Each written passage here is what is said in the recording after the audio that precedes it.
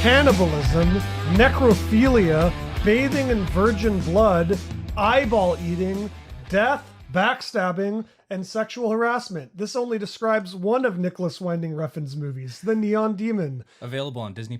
Available on Disney Plus. This week on Half a Clue Movie Review, we're going to be talking about one of my favorite directors, and a director that a lot of people are very divisive on, Nicolas Winding Refn. I personally love most of his movies. I hear the criticisms, and believe me, I get them, and to a lot of degrees understand them. But I don't know. I like this man's work, and I'm definitely excited to explore his cinema. So we're going to be talking about 3 movies from him. We're going to be talking about Bronson, The Neon Demon, and of course, Drive, as its 10-year anniversary. Yay. Good job, Drive. But You've yes. lasted 10 years. But as always, this is Half a Clue Movie Review, and I'm your host, Blake, and I'm joined by... Ron, hey, hi, welcome back. And Jason. Hello. Philip. And Miles here after a short hiatus. Welcome back, Miles. Welcome back, I Miles. missed you. Good to have you here. Came missed back you. for Good to be Nicolas here. Winding Refn. Good Yeah. choice. I know that His favorite director of all time also. I know Miles likes Refn too. He's a Refn guy. I like Refn, but not my favorite of all time. Nicky Windy Reffy. I really like Refn. His movies do it for me. They're not even all good, but they all kind of I like them. Now, I should mention, we've technically talked about Only God Forgives before, but it's in an unreleased episode that may or may not ever see the light of day. If you guys want it, let us know. Yeah, you we'll know release what I it mean? if you On guys want it. Patreon, you know what I mean? If you ever make one. Yeah. But that's probably his most divisive movie, so we might discuss it a little bit here and there. Kind of have to, yeah. But touch on it. I guess I'll pass it along. What are your guys' experience with Nicolas Winding Refn? My first introduction to him was Drive, as I think a lot of people most people was. probably. Yeah, I first saw Drive, and it was really like a movie I hadn't seen before, and it felt super fresh and just very interesting. I loved all the symbolism, the music just blew me away. I was like totally sucked into the world. So it really took off from there. After that, I saw Neon Demon in the theaters with like 2 other people. Same. I missed what's it called? Only God Forgives, but I watched that one later, and then this is my first time watching Bronson, so I'm excited to talk about it. Jason? Yeah, I think my first Refn film was Bronson. I was like in 2011 or something, right when Netflix started. I think it was on Netflix Yeah, or it was. something. And I was just like, ooh, I like Tom Hardy. I'll watch this. And not what I was expecting at the time, but I really did enjoy it. I really like Bronson as a movie, and revisiting it now, like it's probably my second favorite, if not my favorite Refn film. And then obviously I saw Drive in theaters. I watched Only God Forgives for our unreleased episode, and I fucking hated it. You're wrong. It's okay.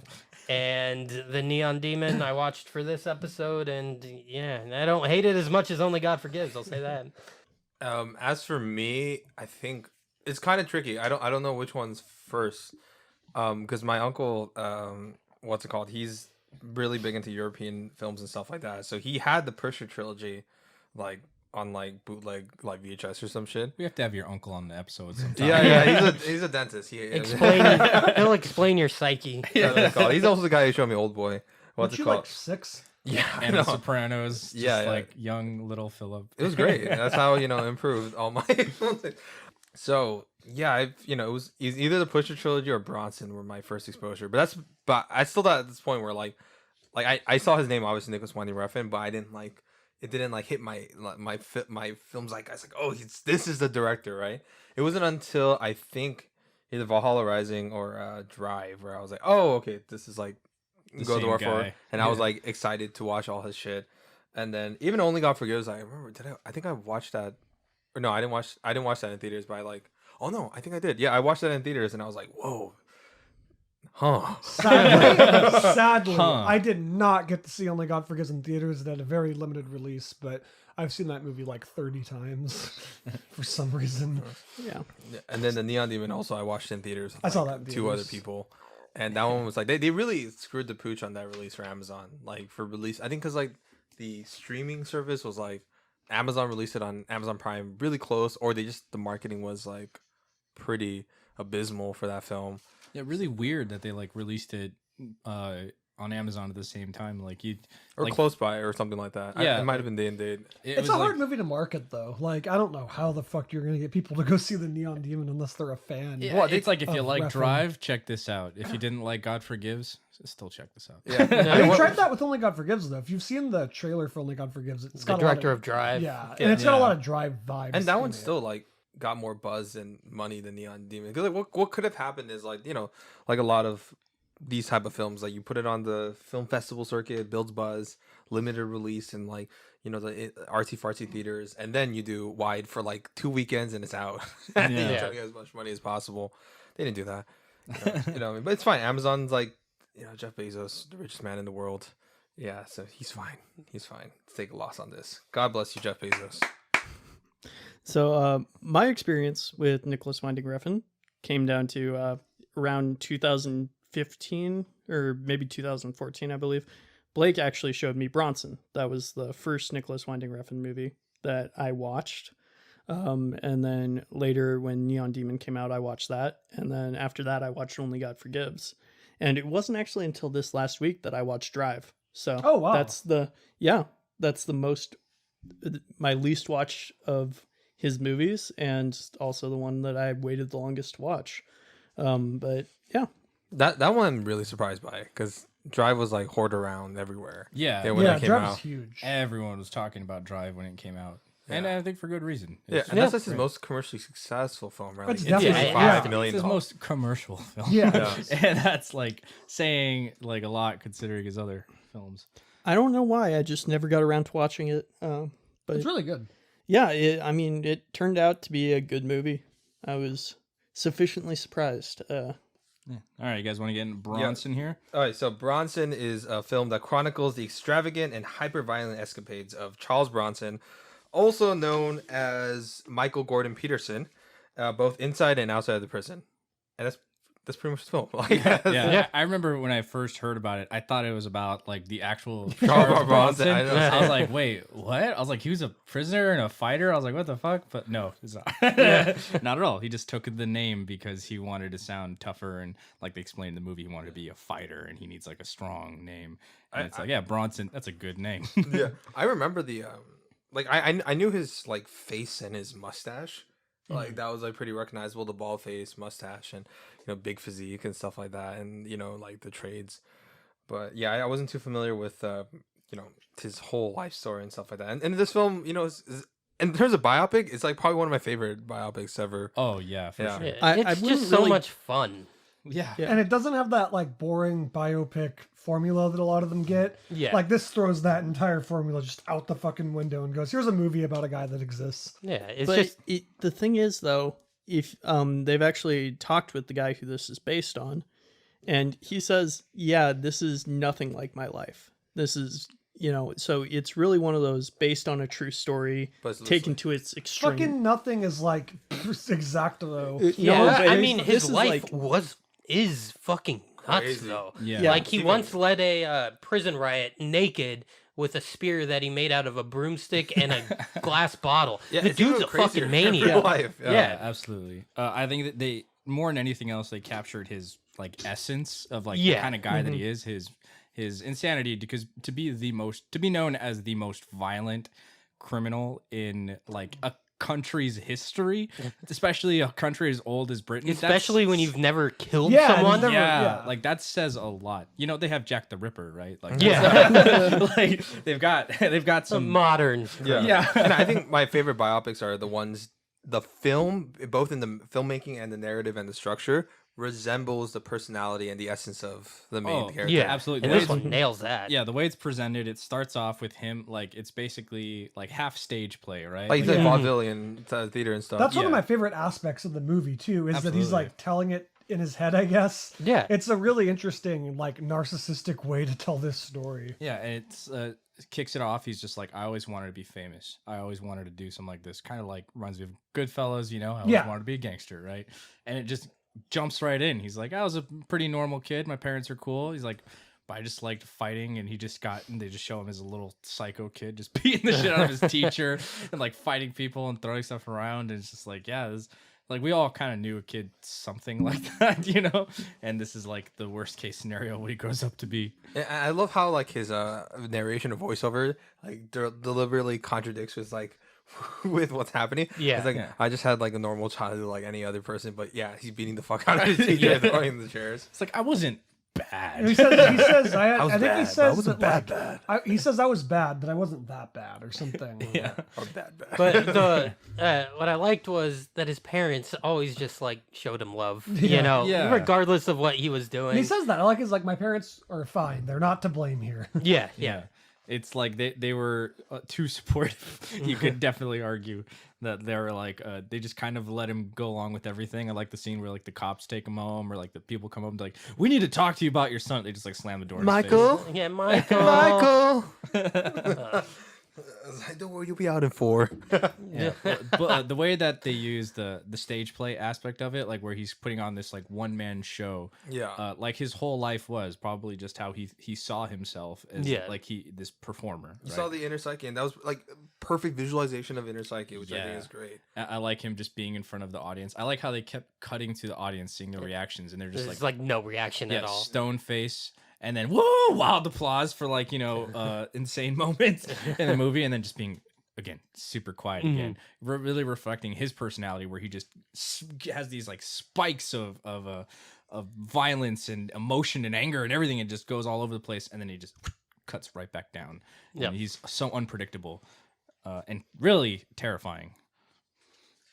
I know, I agree with that. And then I guess this was my first question in the film. It was like one of the things when it first came out, it was it's praised, loved, and then put Tom Hardy on the map. But he was already in like some Guy Ritchie films and every now and then. He was in what was the Star Trek movie? Was it Yeah, Yeah. Star Trek Nemesis, Nemesis, right? Yeah, he was the yeah. villain. He was the I think that was his he was a- first film, Is it? maybe? Yeah, he's, I have to he's double a check. young clone of Picard. Yeah. Interesting. He looks like Patrick Stewart. I when he could was see young. that. Yeah, when he was young. Yeah. Not now, but No, then he got jacked. jacked. You I know, could take him in a fight. yeah. One of the biggest thing was that He fights a dog. yeah, he fights multiple dogs. Yeah, let him go. He wants to go. Let him go. And then he See, starts John Krasinski, that's how you do a scream. Oh my That's how you God. do a scream. Look at Bronson. That's how you do a scream. You don't go with a down and up. If John Krasinski made this movie, he'd be Bronson, and they would show the audience, and they'd all I'll be be John Krasinski. On top of that, yeah, and then his like all his lovers would be Emily Blunt, and his kids would just be Noah Jupe. What's it called? his dog is his face is superposed in the dog. I know. Rough. I know that this is just a staple for Refn, but dude, the music in this movie is fucking Yes. awesome. Oh yeah. By Johnny Joel. Dun dun. By Johnny Dun, Joel, who dun. did Glass Candy, and who part of the band of Glass Candy, and he did tracks for Drive. It was very interesting, like again, because I started off with Drive, I seen Neon Demon and Only God Forgives before this, but going back to Bronson, seeing like the early, how his like his more raw. style developed. Yeah. Yeah, it's very raw.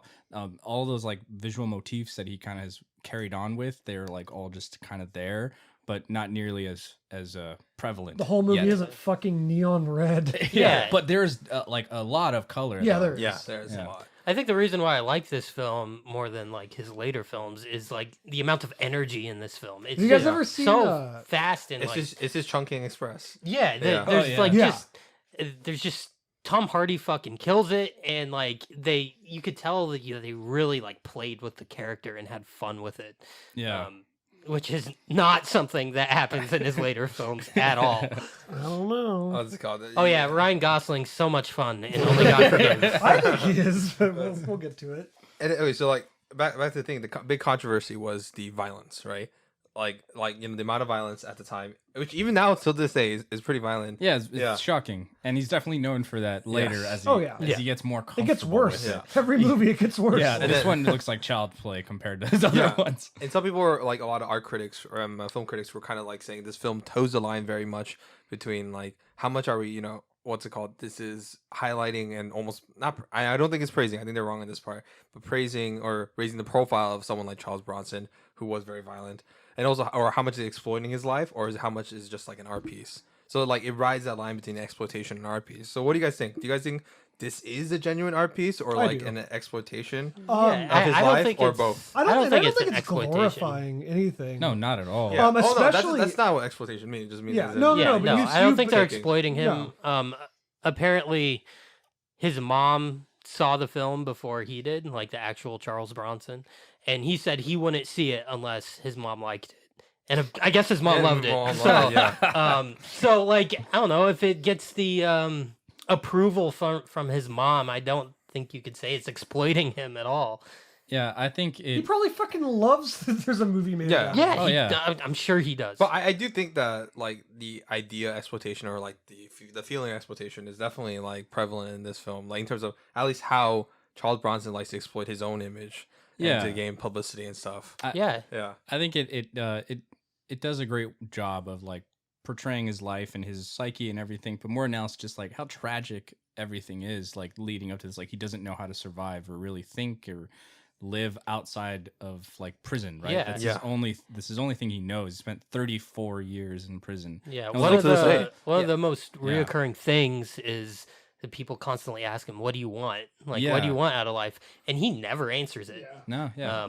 He's He aimless. never. He doesn't know. He doesn't know. So like he's that. just gonna beat people up while he's naked. I really like that sequence of him out of prison for what is it, 69 days? Yeah. So, The last 69 days in society before they send him back. Wasn't all it he real could do. life like even less, like 53 or something? Yeah. Probably, yeah.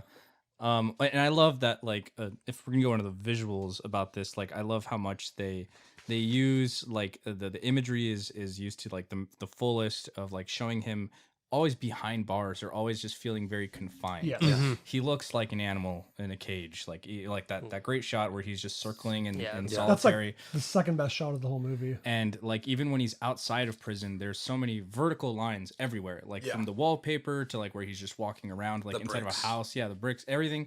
Like he's just trapped, and he seems like he just can't get out of that mind space of being in prison.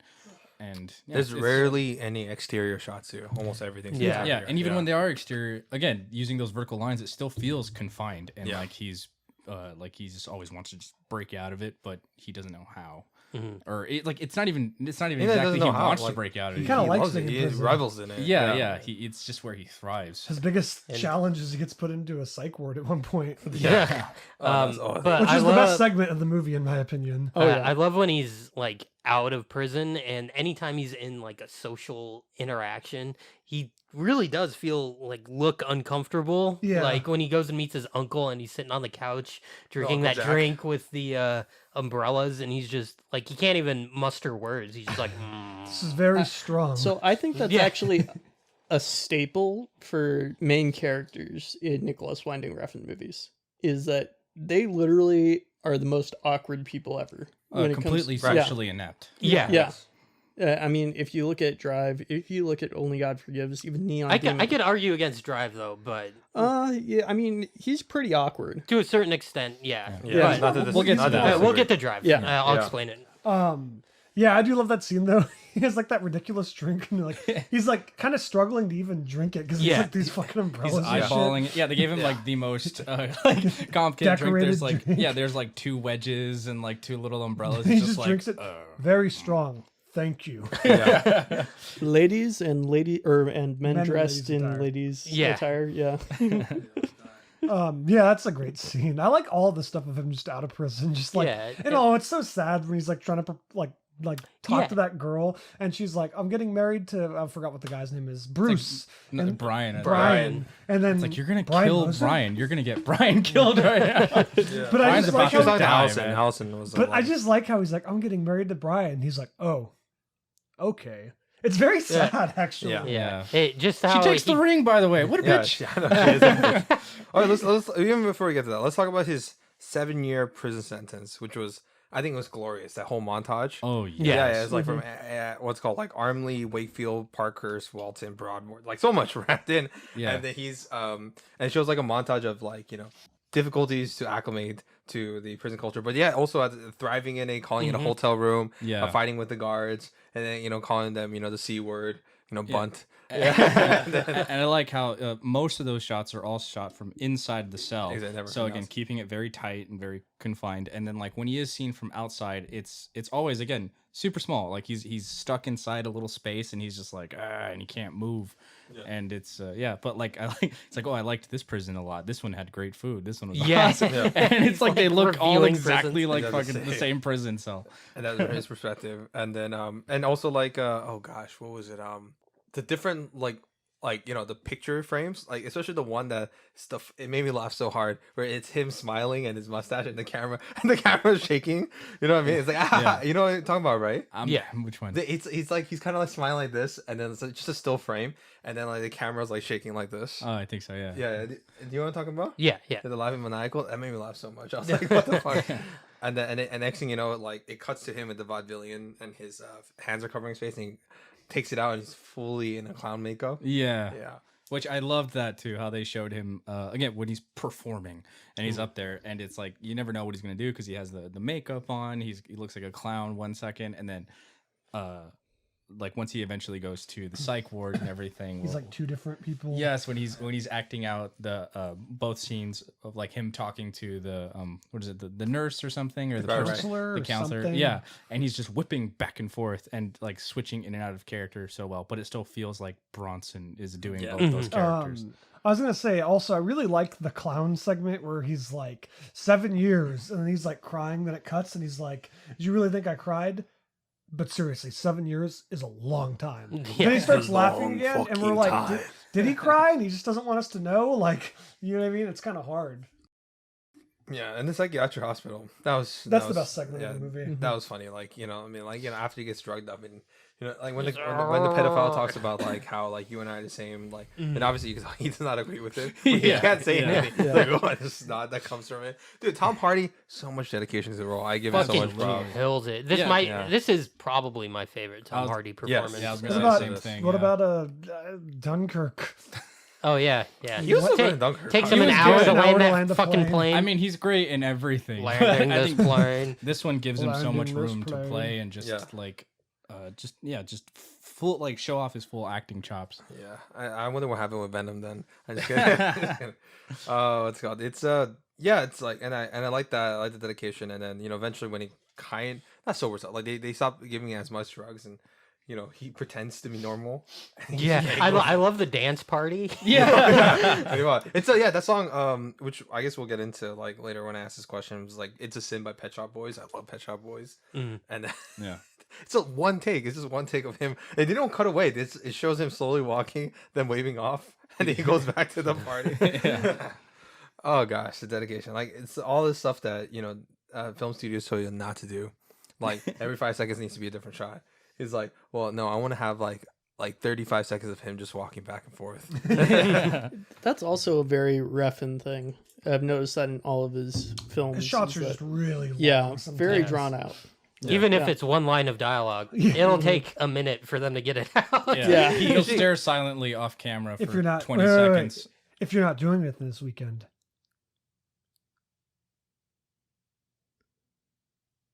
maybe I could take you out for a drive.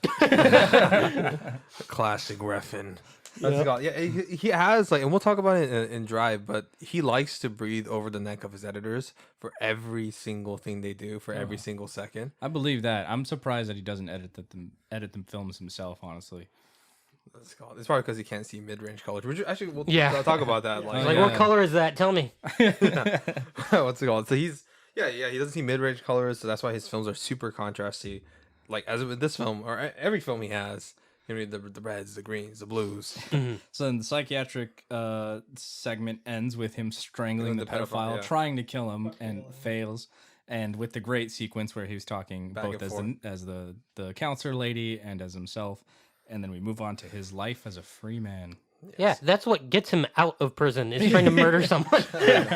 Well, no, I think the main reason The was 'cause- psychiatric. Oh no, he doesn't he cause a riot. No, after Yeah, that? the it caused a riots riot, and what it's because gets him like out. it caused tens of millions of pounds. Yeah. Of damages and stuff. And then said the queen has labeled me, like the most dangerous fucking or the most expensive prisoner. Yeah. Yeah.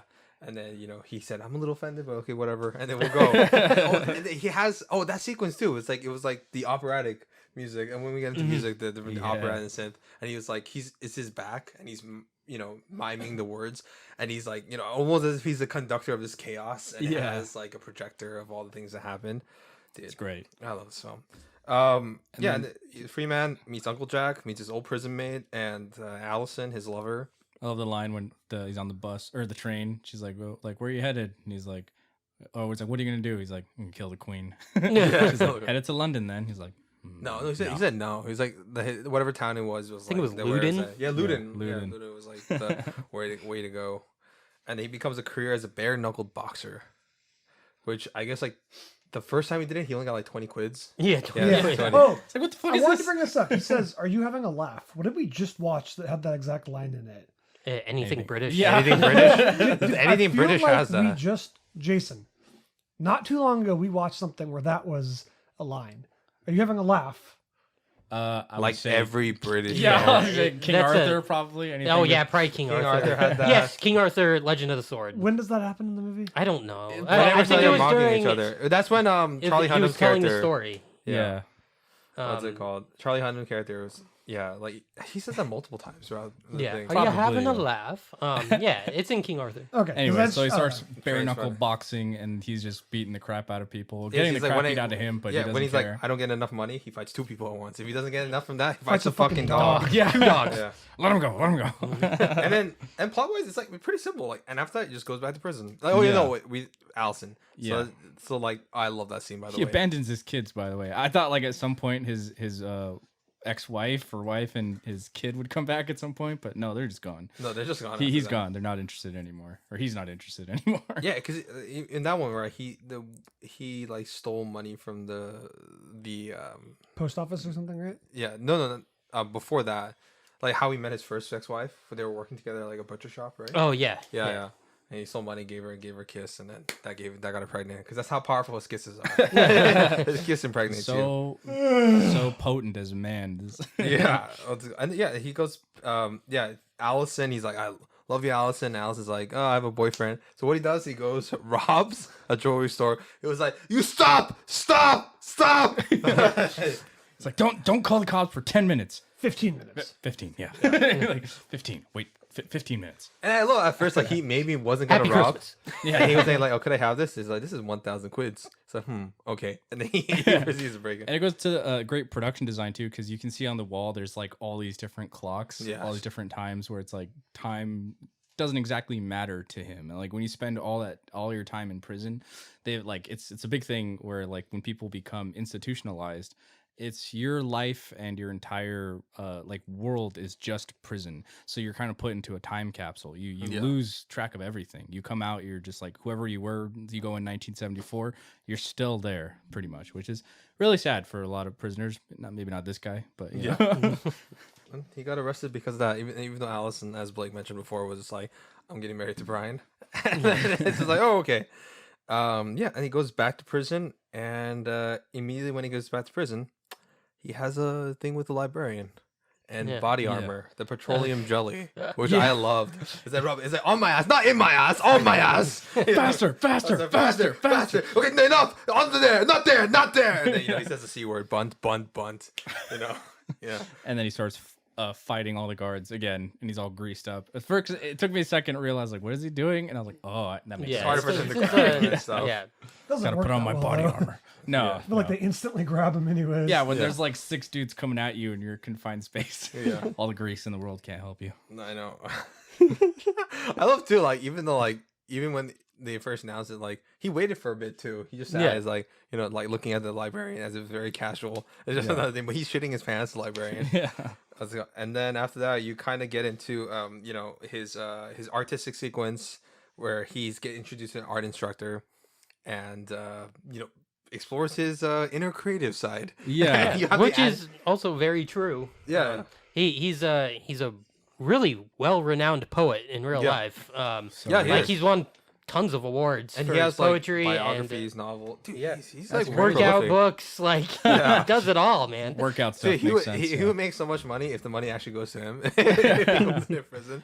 Yeah, and then and that was cool. I like that. I like seeing that segment. You had the moment where he had his classic glasses, his iconic glasses, the Yeah, circle yeah. blacks, and he's walking, and there's like his animated versions of his drawings are following him. Yeah, And but then that all goes to shit because he decides to be can't- Bronson again. Yeah, he can't help himself. Well, that's also Well- because they said that the art department might shut down in the theater. Like he was talking about like the future of the art department. The warden, who's a dick, Yeah. said like that might be in doubt.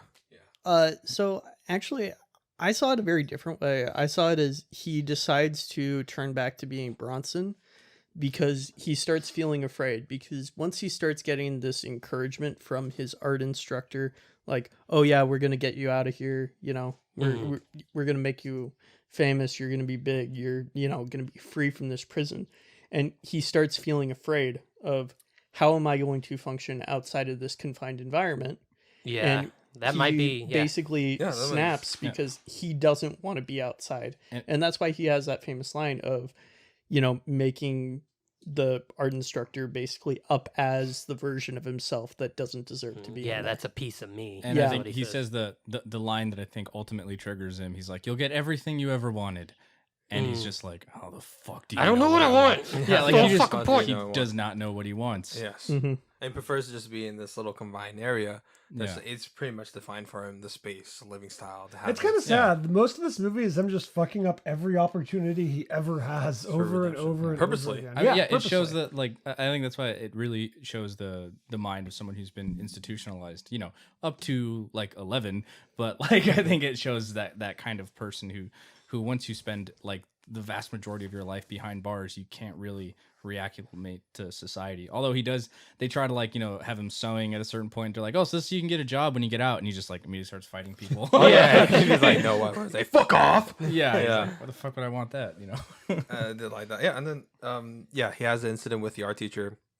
Ties him up with like an apple, right? An Yeah, orange. yeah, I think and it's it's an fine. orange. And It's an No, apple. it's an It's apple. It's an Yeah, apple. Yeah, like a pig with an apple. Yeah, And I then, think I thought he was trying to harken to shit. Who's the painter that has like, Salvador Dali. is it Dali with yeah, the, Salvador the Dali. face? Yeah. You know, his name now is Yeah. Charles Salvador. Yeah, he Oh, changed his name. and he looks like he's got the mustache and, Yep. the hat. I was like, oh, he's Dolly, right? Yeah. His entire body and his penis is painted black. Yeah, Yeah. he paints his whole body black, and I'm like, dude, I want those sunglasses. Yeah, they're so those are cool. some pretty baller glasses. It's like, I want music. I want music. And I don't know what difference it'll make. It's like, I'll fucking kill him.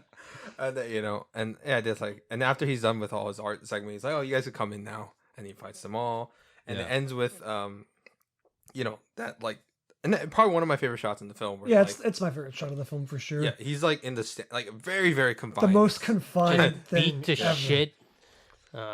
Yeah, no. It's actually Yeah. a really sad shot. Of just- Yeah, him Yeah. In the middle. He's in that small little confinement, and it's red.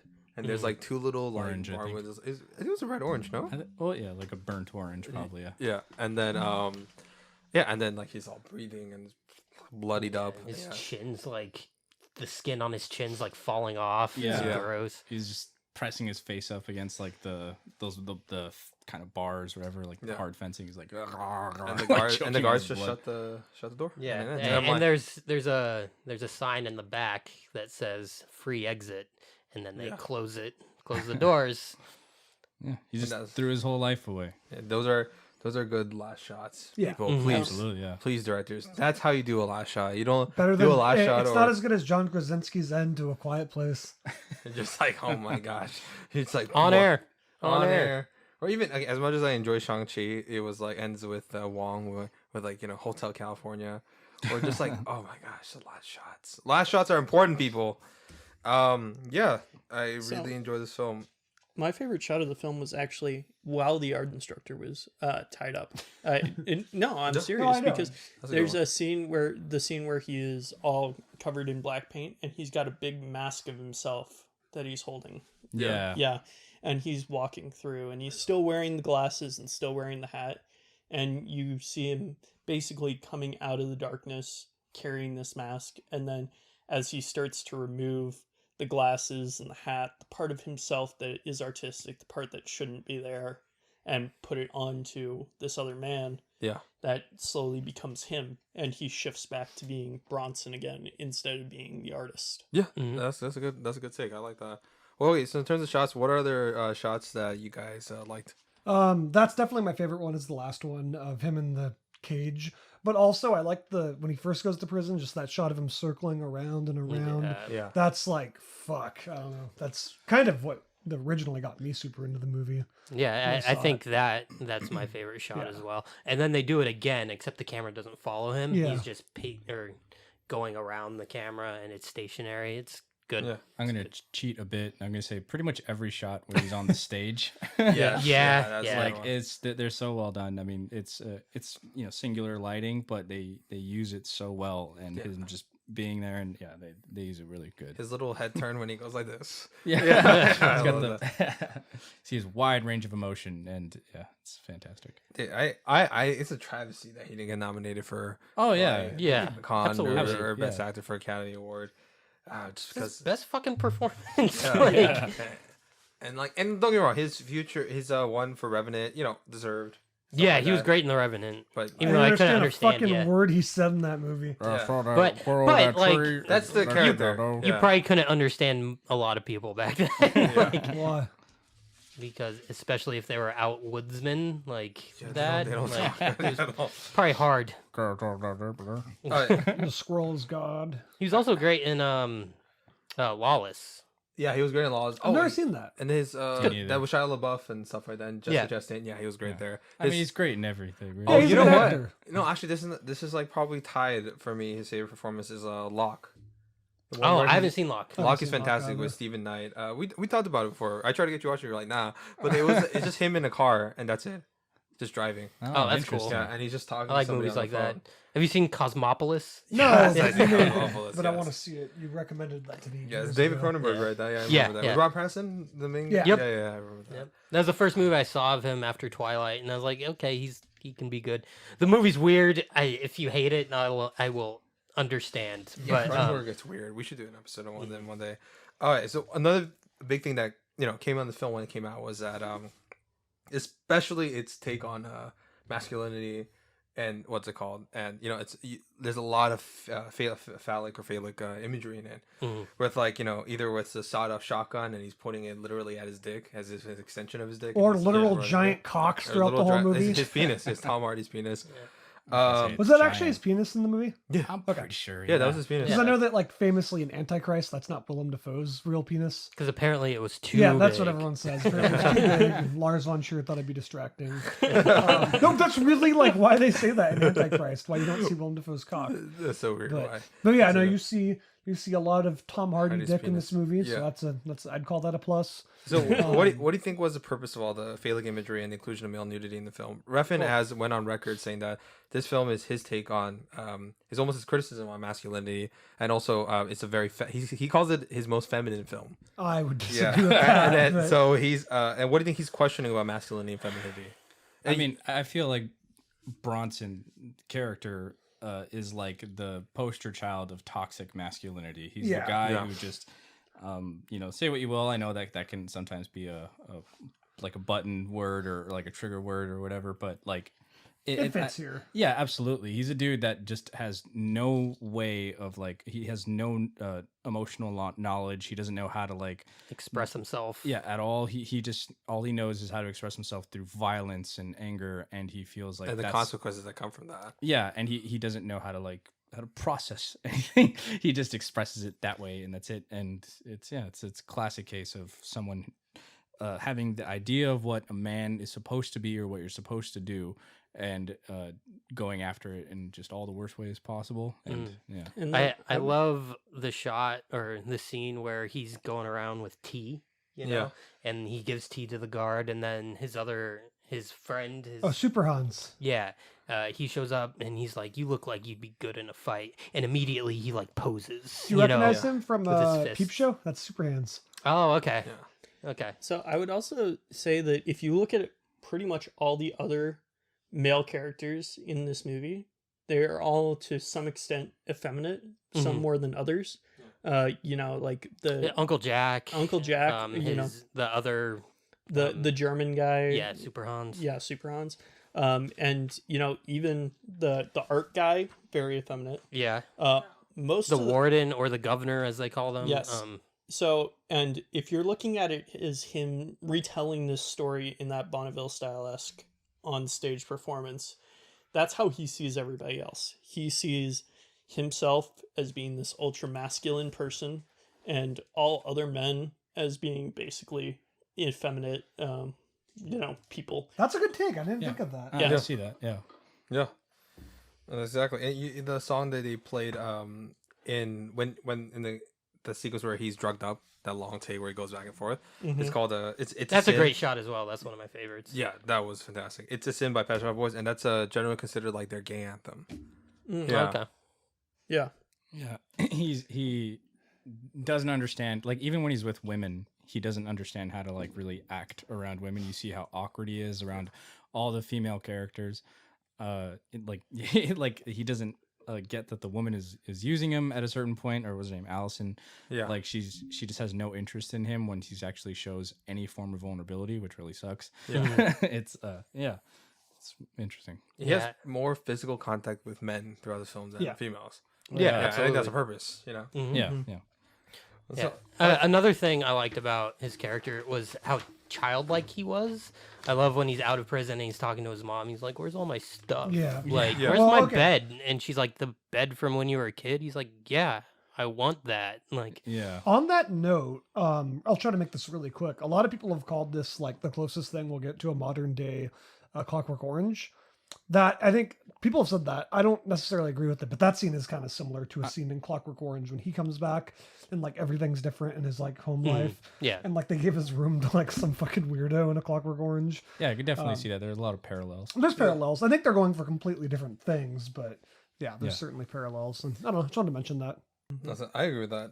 And that scene is the closest, I think. Mhm. And then there's also what do you guys think of the music, right? The Oh, it's last one great. thing. Yeah, the mix between like operatic and techno synth music. It's fucking great. What's it called? It wouldn't work in like 98% of other movies, but this one really, like, I think it helps just express his mind and how like kind of all over the place he is. It just like swinging back and forth. It's cool, and it's cool to hear that because I know that Refn's got really. I mean, when you talk about Refn, you talk about his music. That's a huge thing. Yeah. He's become very like straight techno now. Like fucking Neon Demon is just like this synth nightmare, in a good way. But this one, it's kind of cool to hear him use more traditional music in a movie too, because he can do that really well. And yeah, the bouncing between them is really great. Like I love like that first scene where they're like trying to teach him how to get a job. It's just doing that dun dun dun dun. Like he's really good at just those musical cues and aligning them perfectly when you need to hear them. We're talking about Drive next, and that's fuck. Yeah. So great. Let's go. All right. So, final thoughts and opinion. Let's start off with actually you, Blake. Yeah. Well, obviously, Daddy Refn's one of my favorites. I love this movie. It's definitely on the shelf. I do own it. I own a lot of movies by him. But yeah, it's great. It's definitely more subdued than his later movies. It's a little less ridiculous. I think he gets like pretty much his next movie after this was Drive, and from there he went hardcore in the allegorical side of filmmaking, where all of his movies are more like. Oh like no! After this was Valhalla Rising. Oh, sorry. Well, Yeah. he made this and then Valhalla Rising. Then after that was Drive. And from there, everything became very allegorical. He kind of stopped using characters and using more like themes to like tell his Caricatures story. and shit like Yeah. that. Yeah. And that's when I like it that's too, when though. I jump off the Refn boat. But this is a cool movie to watch. It's a cool movie to watch. Refn prior to like his more recent stuff. How does this rank for you in Refn's filmography? I probably like it at the same level as like Neon Demon, where I like it, but it's not like my favorite thing he's done. But it's definitely on the shelf, and I definitely recommend it to people that are into movies. Okay. I would put up there. It's quickly jumped up to be probably the penultimate film in his filmography for me. It's up there with like Drive, spoilers. Yeah. But like it's fantastic. The energy of the film keeps you invested the whole time. I never really wanted to look away. Like I was just so It's ingrained engaging in this movie. Yeah. The energy is great. All the shots and the performances, of course, by Tom Hardy just really seals it. Yeah, I would put it up there. I'd definitely put it on the shelf for sure. I don't know. I'm almost want to say museum, honestly, because it's like, close. yeah, really like close. it's like I want to say like just this is one of those movies you have to watch. So yeah, it's up there. It's teetering onto in the museum. So for me, it actually is in the museum. Nice. I would put this movie in the museum. This is by far my favorite Refn movie. I think that in terms of being an art piece, this is where he really hits the spot on artistic vision, where it doesn't really feel like a movie. It really is an actual film. Yeah. You know, in terms of being more of an art piece than He said the kind famous of a sandwich. Yeah. That's not That's not a movie. That's That's a a film. film. Yeah. And how's it rank for you in terms of is this for your favorite, right? Yeah, number one. This is my favorite. First one that I watched from Refn, but it's the only You're one that's welcome. really stuck with me. You know, see I enjoyed other films from him, but this one stuck with me the most. So that I would put it in the museum. What about you, Jason? So I'm torn on this one. I feel like I'm being Because- torn apart. I really really like this film. This is the style of like art house that I really like, as opposed to his later stuff. This I can't really find any flaws in this movie that I can like I think just near perfect, yeah. articulate. Yeah. So, and also Tom Hardy obviously is fucking fantastic. Fuck it, I'll just put it in the museum. Nice. We I got 2 museums today. Yeah. You put a Refn you mean movie our in the first museum. museum too? Yeah. Oh, not I don't Miles hate doesn't count. Refn. Okay, Oh, Miles doesn't count. I don't count. Jeez. Sorry, no, I meant yeah. It was Talking about our previous. A lot of recording. museums Yeah. have been given out today. What's it Yeah. called? Yeah. It's really it's good great. film. And it's fun. It's fun. It's his most fun movie, Yeah. which I like having fun while watching Oh, movies. Only I God don't. And Forgives isn't you fun. never Yeah. you never think of Refn as being No. a fun movie. No, I actually No, had fun he's with Only the- God Forgives, not gonna lie. He's I love Only God Forgives. You all can go fuck yourselves. For the record, since it's unreleased, I did put that one in the museum. Ugh. Is like your opinion on Only God Forgives might surprisingly align more with mine, actually. No, I actually think it would. Yeah.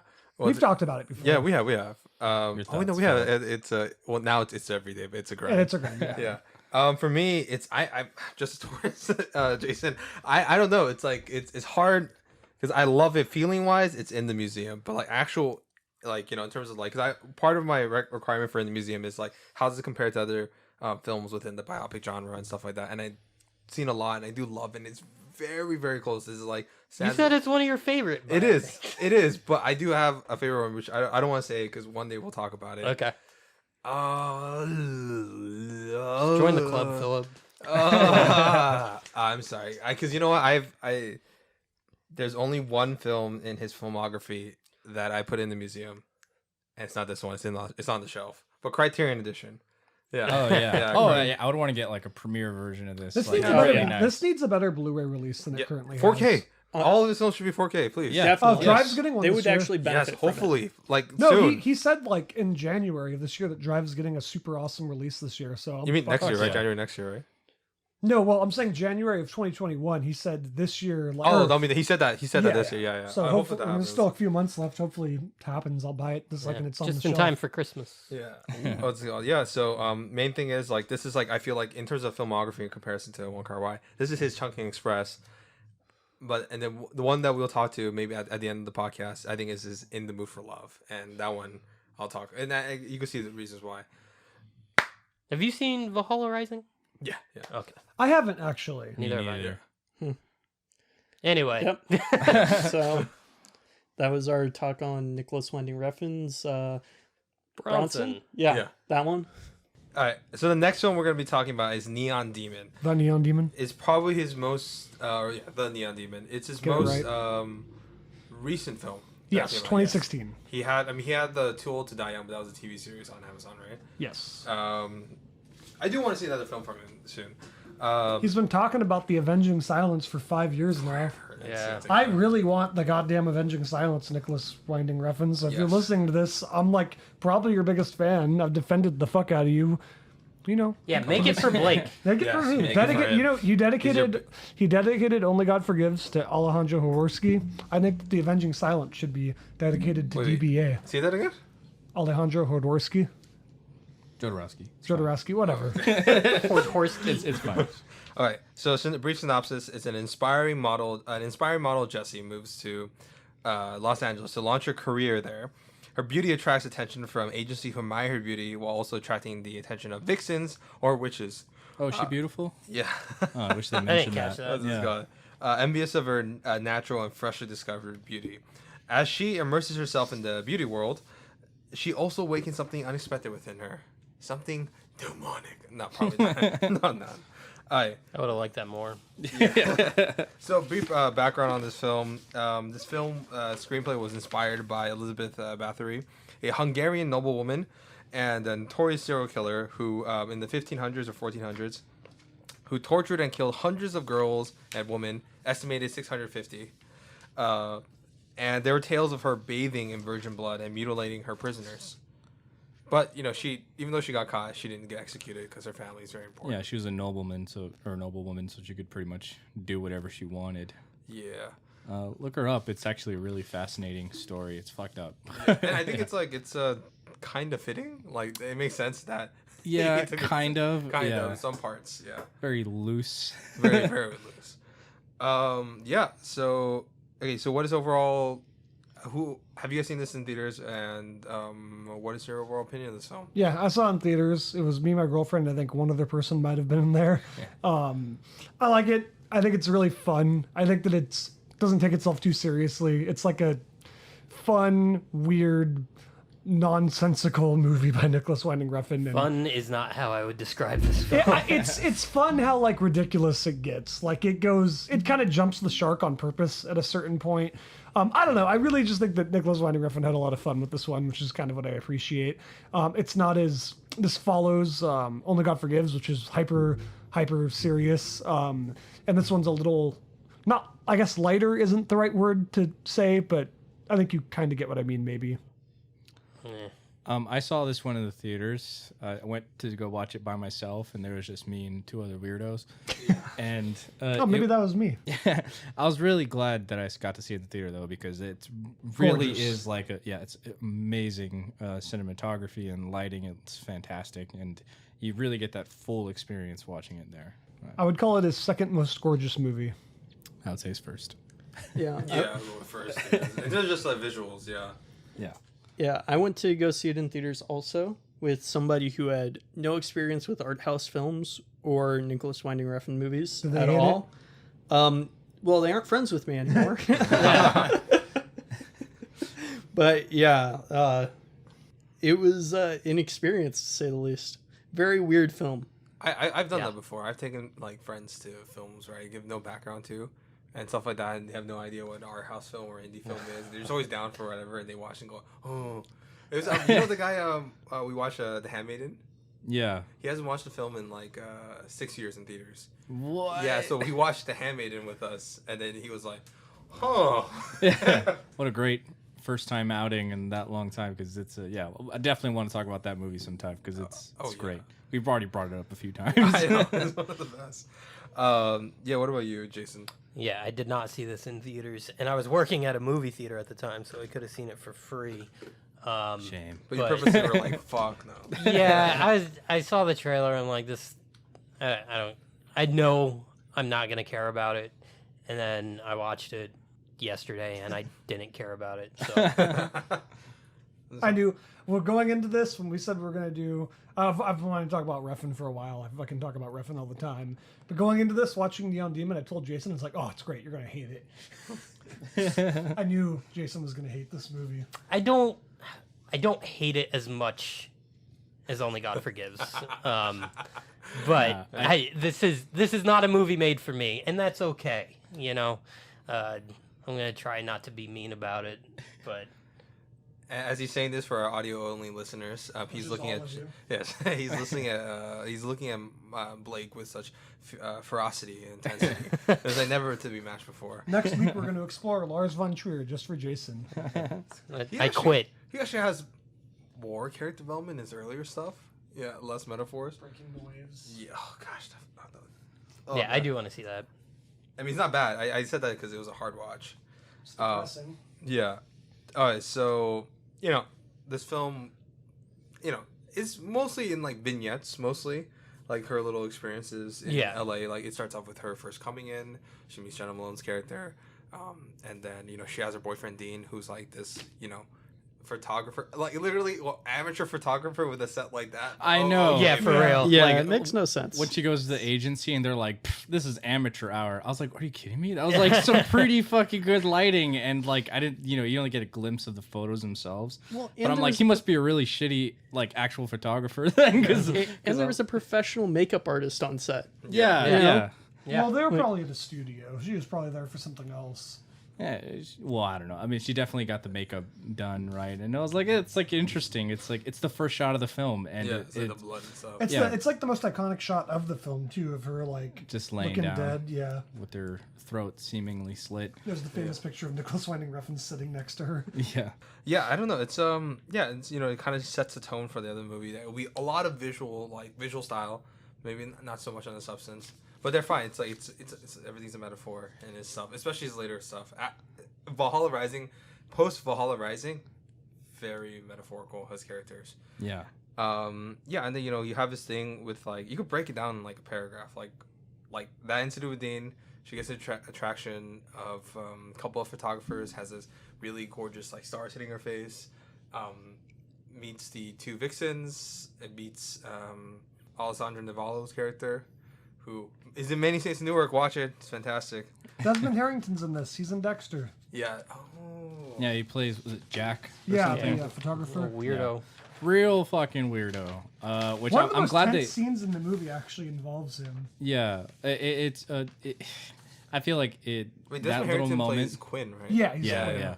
Like I feel like he really sums up how just predatory LA and this like the whole model agency is like it does a good job of portraying that. I mean, I don't know, I'm not like super insightful to how the model's experience is, but this feels like some shit where it's like take advantage of these young wide-eyed girls who just want to come out and just make a name for themselves. And he's just like, he just takes a look at her and it's like, yeah, she's clearly underage, and he's like, all right, she's gonna be naked. It's like, oh my god, it's like so uncomfortable. Is this the most feminist film of all time? Exposing the disgusting nature of the model Yeah, it's industry. weird, I mean, it's weird that he'd call Bronson his most feminine movie when this is female led. Yeah. Yeah. And have you guys ever heard the famous interview, which I know a lot of people don't like, where people ask like, why do Keanu Reeves and Dean disappear at the movie at this point? And his answer was just, it was time for the men to be out of this movie. Oh, I remember that. Like that's like his famous like statement is, it was time for there to be no men left. This is a female movie. I mean, I think that's fine. It's fine. It's a film. It's just a funny answer. Yeah. It's time for the men to be gone. He's just really I bad thought. at publicity. Oh yeah, he's Yeah. a terrible public speaker. And then also she lives in a seedy motel run by Keanu Reeves as Hank, which is probably my least favorite part of the film. Like anything to do with. Really, I stuff. liked his performance a lot. I Well, thought Yeah, it was- I don't I hate do. him. I just Yeah. like. I don't know why.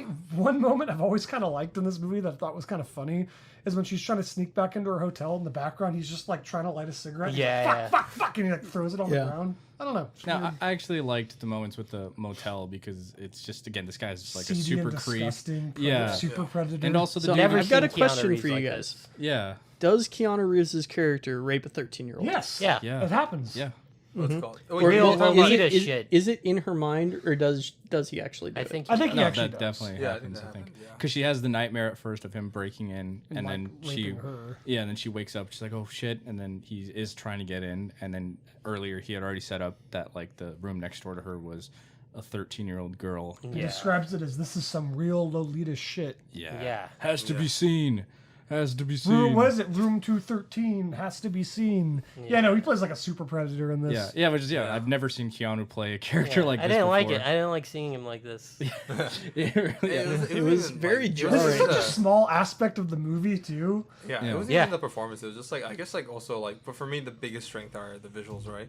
But all the visuals with the motel stuff were just like Well, actually, though, I was gonna say one of my favorite shots of the entire movie takes place in the motel when she's looking at the mirror and she's like on the bed, and you kind of see her contrasted with like the hotel wall.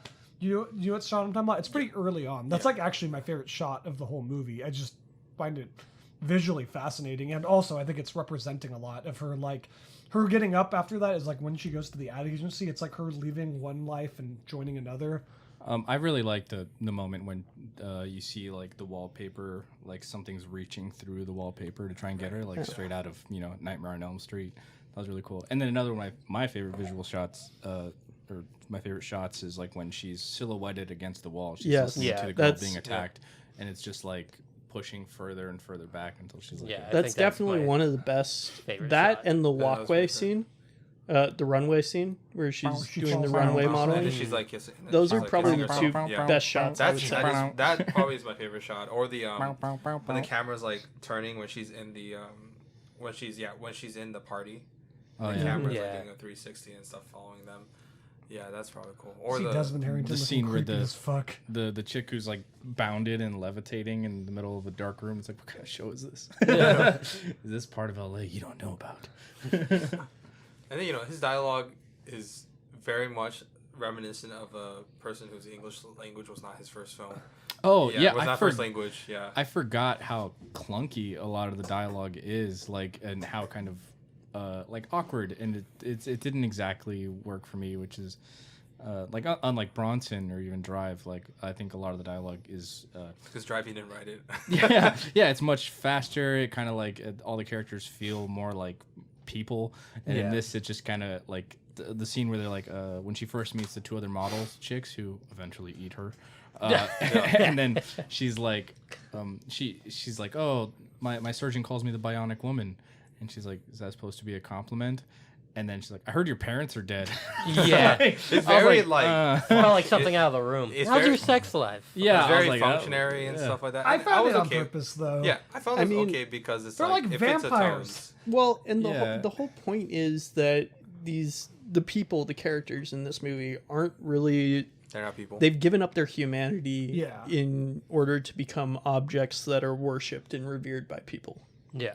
Yeah, Yeah, And, no, I that is know. the neon demon right there. Yeah. You know, Oh, so what do you guys think? Were you guys think the characters were underdeveloped, or do you think it was fine and just served the I think- film's narrative and his commentary? I think beauty? in this movie it's fine. I think he got what he wanted out of the movie personally. Yeah, even though I feel like that a lot of the dialogue really was clunky and it could have been like cleaned up. I think what he's going for with this, it works. Like, if anything, maybe they should have actually cut back the dialogue a little bit. Like, Maybe- I'm okay with silent film, just like with yeah, like, I mean, in terms of how just strong the visuals are in this movie, you I really don't do. want to be like them. They want to be like me. Yeah. It's like Ellie Fanning, I think, gives a Elle. fantastic perform.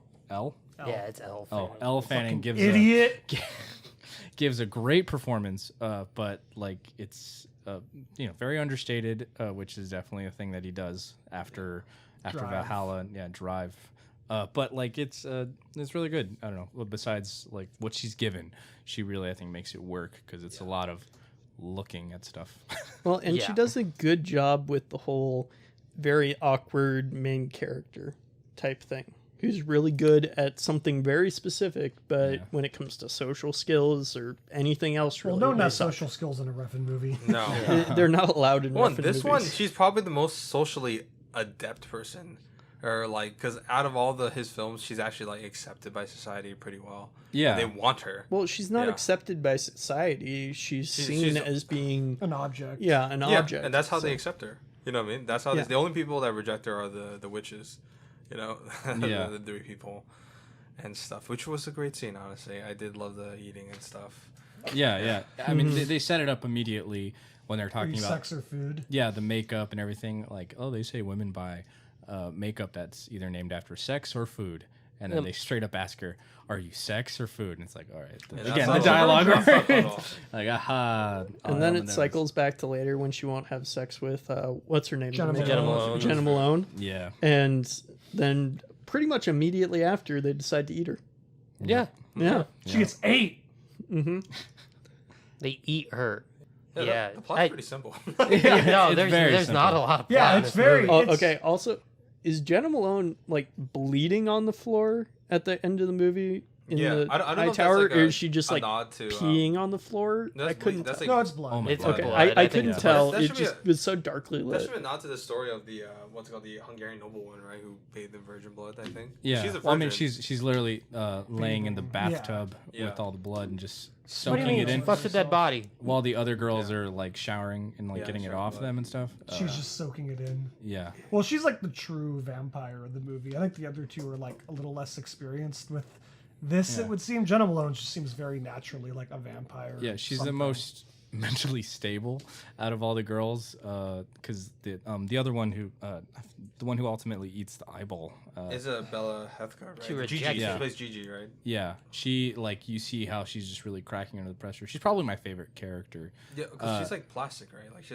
had plastic surgery, Gigi. Yeah, Yeah. no, not Gigi. The other chick, the one who eats it like after. Oh, the other you mean girl. after Gigi takes out Yeah, the after eyeballs. takes Oh, out the so eyeball. Sarah, right? Sarah, yeah, because I like that moment a lot when she's when they're both going into audition for the runway for was it Jack or not Jack, the other guy, dude with the mustache, and she's just seeing this girl get passing her by, and she's Oh, like it's Robert. son of a bitch, and Yeah, she's super Robert Yeah. Sarno. yeah, and she's just really bitter, and you just see like just the anger festering in her, and it's like Uh, understandable to an extent. She's like, I've worked my ass off to get here, I've done all this and everything, and this girl just walks in and immediately, I'm just invisible. Like no one gives a shit about I was me gonna say, anymore. I actually found Gigi to be the most interesting, or well, Jenna Malone's the most interesting, but of the other two, I find Gigi to be more interesting because she actually feels the most vulnerable. Like she's definitely, I mean, this Oh, movie's yeah. just about like body image and body dysmorphia, but like I found her to be like the one that's really suffering the most, where you could tell Yeah. just like she fucking hates Elle Fanning for all the attention she's getting, and she's just like,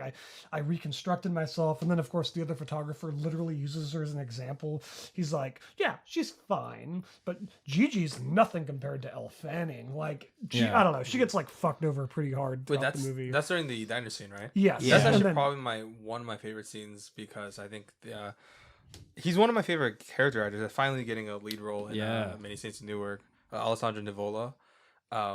He's also was great in. Have you guys seen that film with Jesse Eisenberg? The Jurassic Park 3. No, no, that one. The He plays artist, Billy in Jurassic Park 3. the art of self defense. No, I've No. not seen Yeah, that. you guys know what I'm talking about though.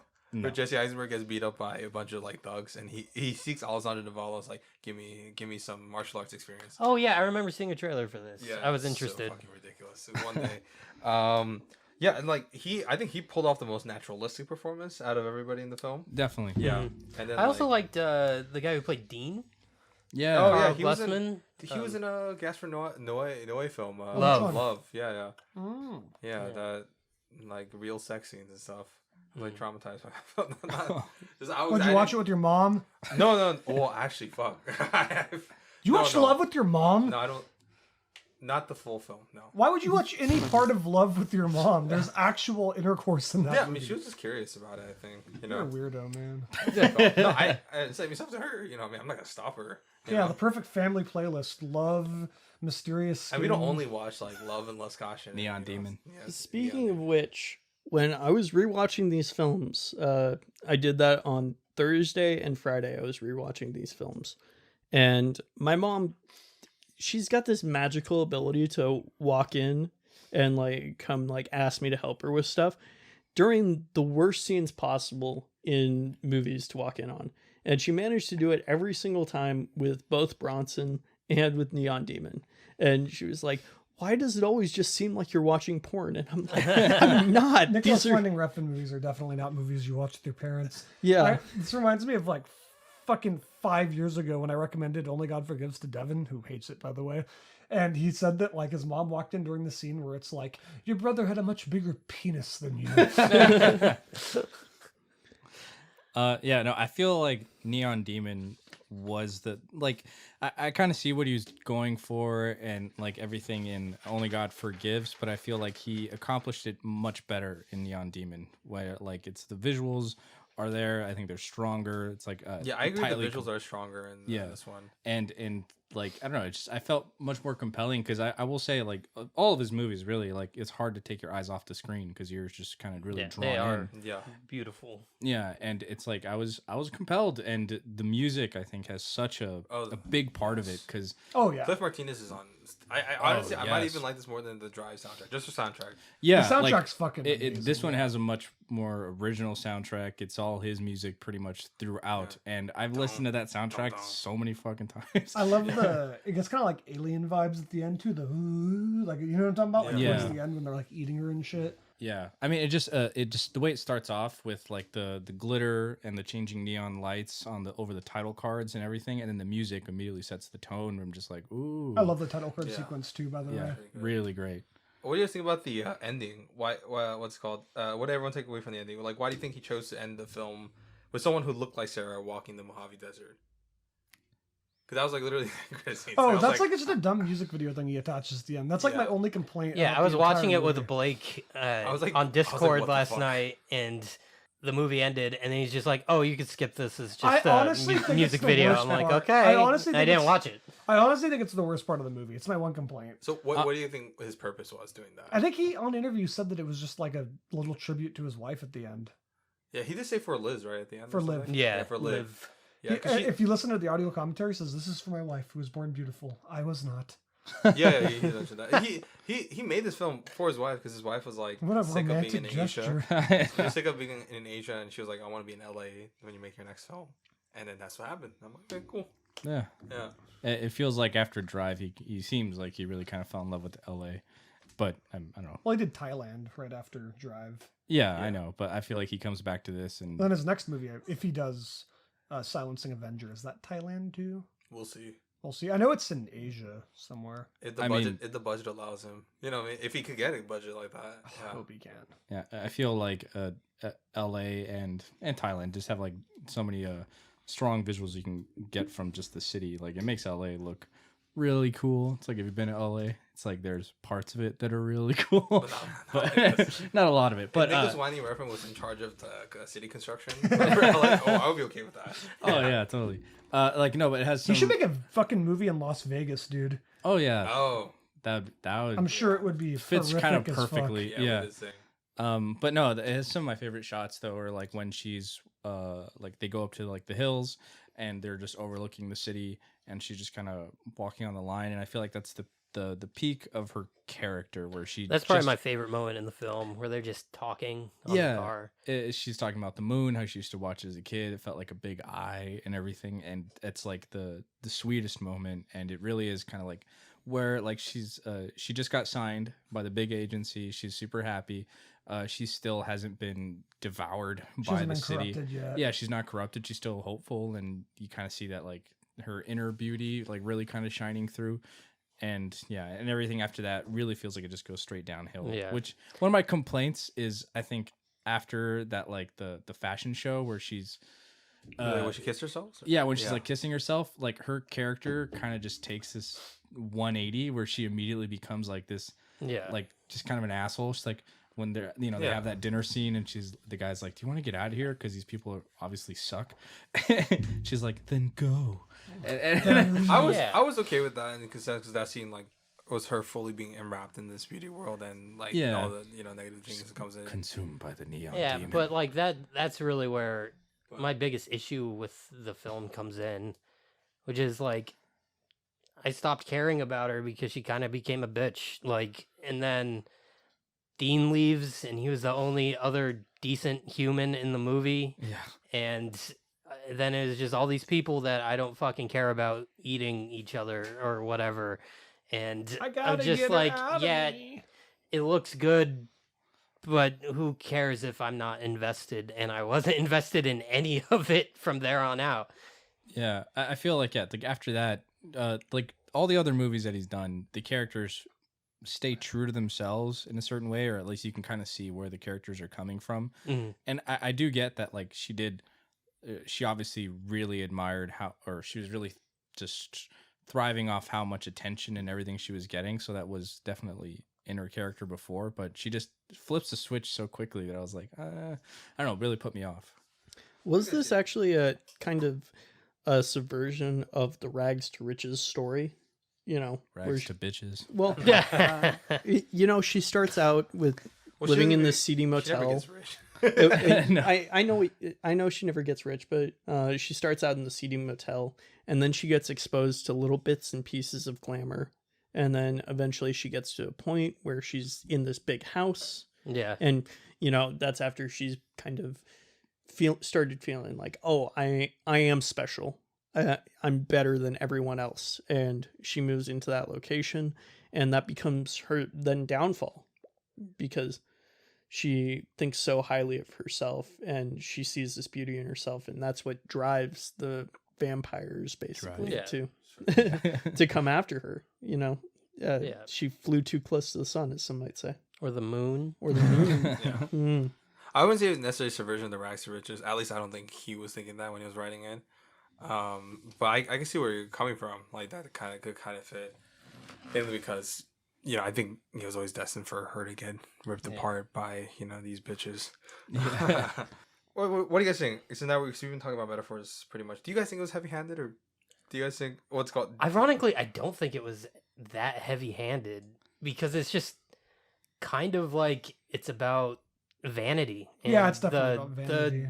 The problems that come with being vain, and that's, I mean, you guys may have more to say, but that's like really all I got out of the fucking Are movie. you saying that this is a vanity project?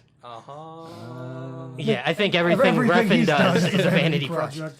Does I it mean, offer a every fresh single Refn movie literally starts off like Nicolas Winding Refn presents. Yeah. Yeah, It's like in huge letters. Are This you is the first time- accusing him of being a little egotistical? This is A the little? first time where he A lot. I think he's like directed by like what is it? NWR. NWR and stuff. Yeah. He's He going by produced it too, NWR. This is the first one we produced, I think, too, right?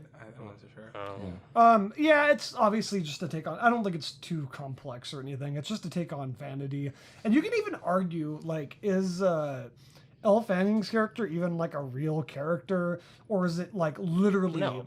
No. But I mean, in the context of the story, does she even exist, or is it just like these fucking bitches like arguing over attention and beauty and doing whatever they can to stay on top? Like, this movie gets into like such weird territory that it's hard to even like consider it an actual story, which I don't mind in this case. It's so Well, I don't think beautifully it being shot. weird doesn't mean it's not a real story. No, I know, but it just, I don't know. It goes so far into like a weird direction that it's just, I don't know. It's hard to even look at as a traditional anything. Well, he did say this was like his version of an adult fairy tale film.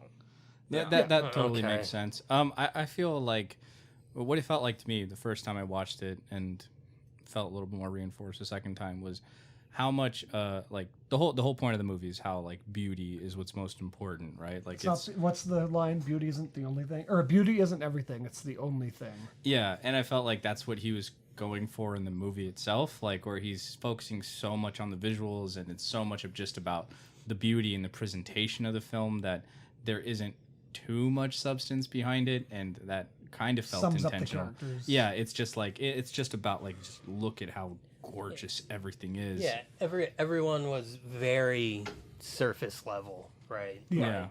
Like, even Dean, probably like the most moral character in the movie. His whole thing is just like, no, there's beauty on the inside Yeah, too, that's how- and that's what it that's is. his character. That's Yeah. all he is. Yeah. But I do like how the Robert like kind of throws it back at him where he's like, it's like, well, I think if she wasn't beautiful, you wouldn't even stop to look.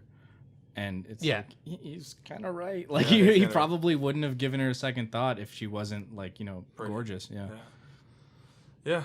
I personally, do you guys think it was a fresh take on exploration of beauty? I think it's. I think in it's a terms fun of take. substance, It's a like unique I think take. it's like Yeah. visually unique takes, but I think in terms of like narrative, it's been done before. I think but- that Nicolas Yeah. Winding Refn has nightmares and then turns them into movies. Yeah. Honestly, Okay. I wouldn't doubt that. Yeah, I think it does feel fresh. I'll say it's definitely a unique film, and it's not really anything like you've seen before unless you've watched his other movies. But like it's I'm glad that this movie exists. Yeah. I think it pushes that the visuals and everything to another level, and yeah, like I enjoyed it. Yeah, I feel like there's not a lot to talk about it. I like it for the most part, but I just never have that much to say about the Neon. Well, not a Demon. lot of audio podcast. I'm pretty sure if we like did a frame by frame, there's a lot, but Oh yeah. Yeah. If Yeah. you want it, like we'll watch the movie. yeah, just watch it. Watch it in the best screen that you can. Let's All talk right. about some of the weird shit. Like, Okay. we haven't really gotten into it. What do we- Jenna Malone fucks a dead body. Yeah, in necrophile. necrophilia. Yeah. Which apparently was not scripted. She was just supposed to kiss it, I think. Yeah. And then Malone improvised a lot of it, which And Makes jumped on sense. top of it. What a pro. Yeah, good for her, honestly. I like Jenna Malone. That She's like- adds Yeah, to it she's though. great. She's just like looking at the blonde hair and like it kind of cuts back to Elle Fanning. And you kind of see it on her face. She's like, "Fuck it."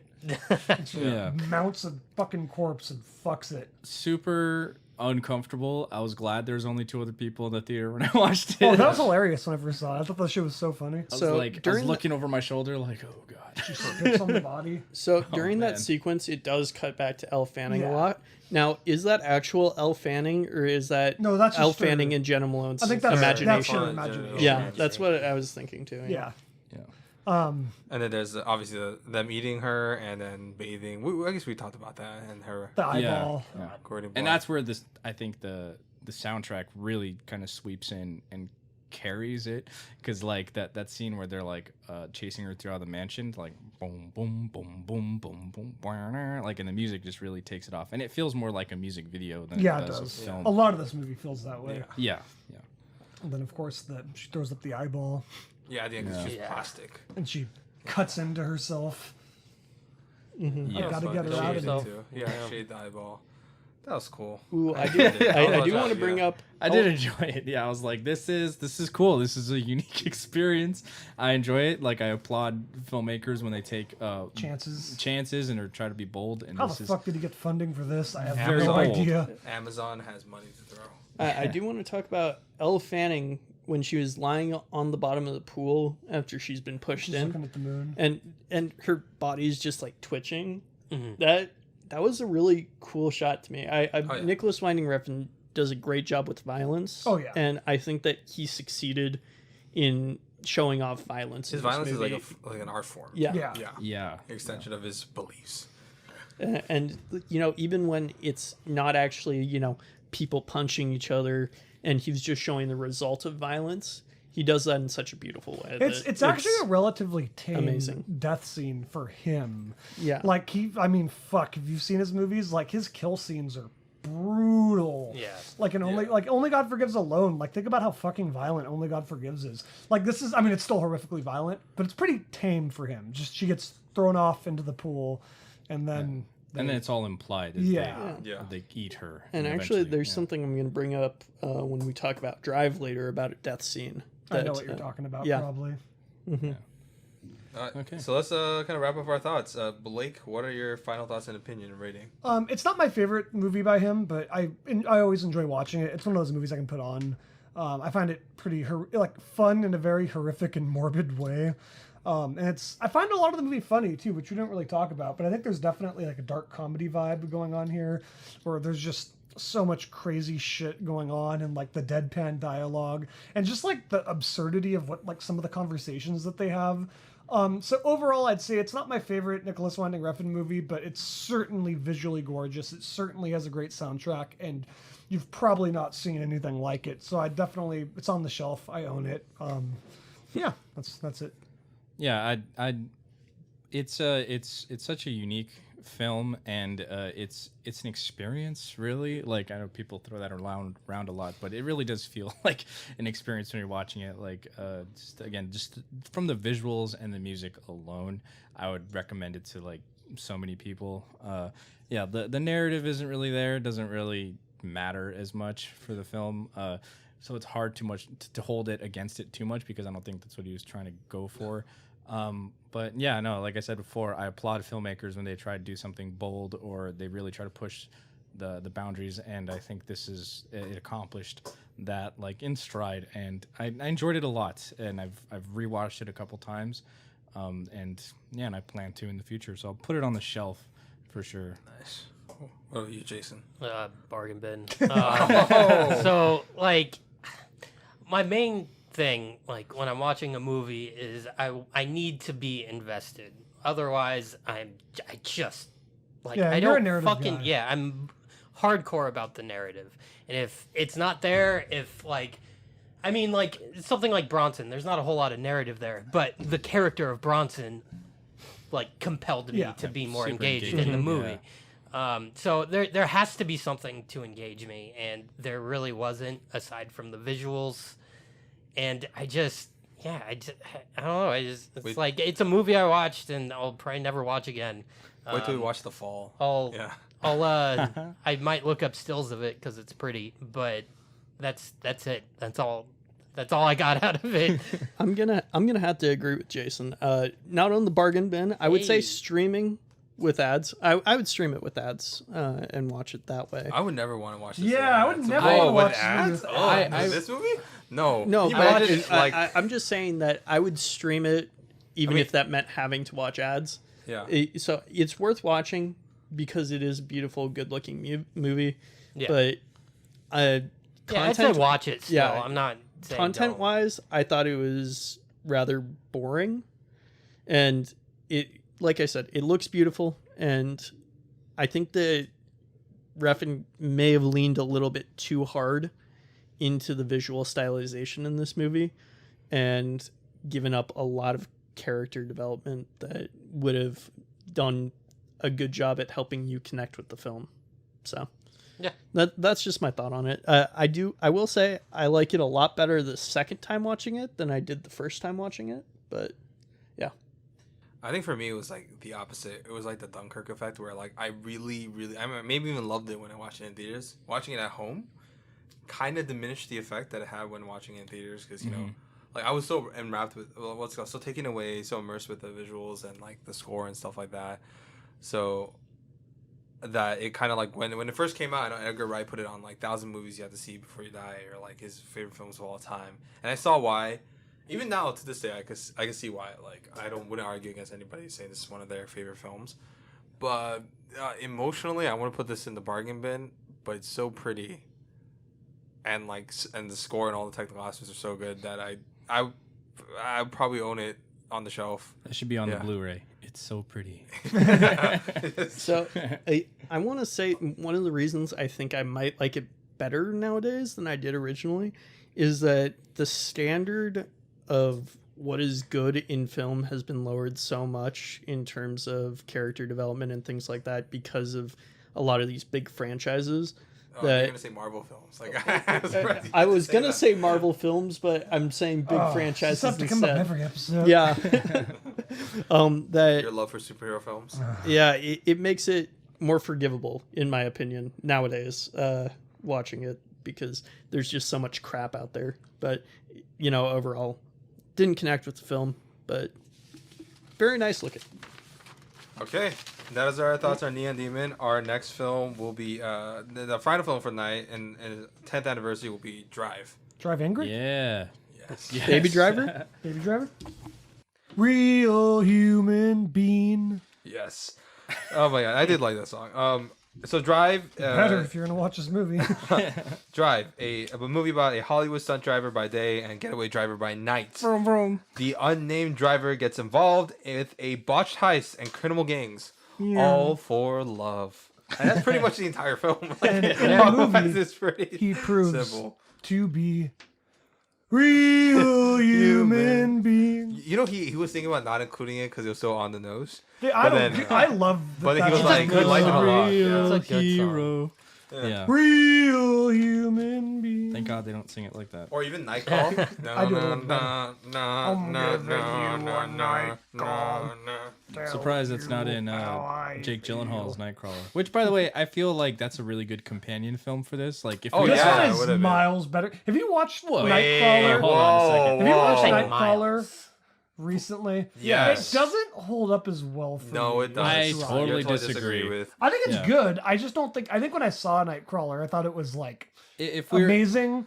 It's good. It's not Okay, if amazing. we're just talking about narratively, Nightcrawler blows us out of the water. Oh, even though I you love, get the fuck even though I outta love here. Drive, and I like Drive better. I think Drive is better. Drive is so much better. But It- narratively, you're yeah, you're if we were gonna just do Drive, I was gonna totally suggest that we do Nightcrawler Or as Taxi well. Yeah. Driver.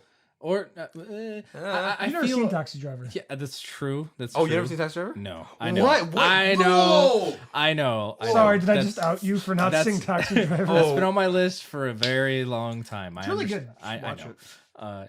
They should put that on the Blu-ray. David Blake Allen. It's really good.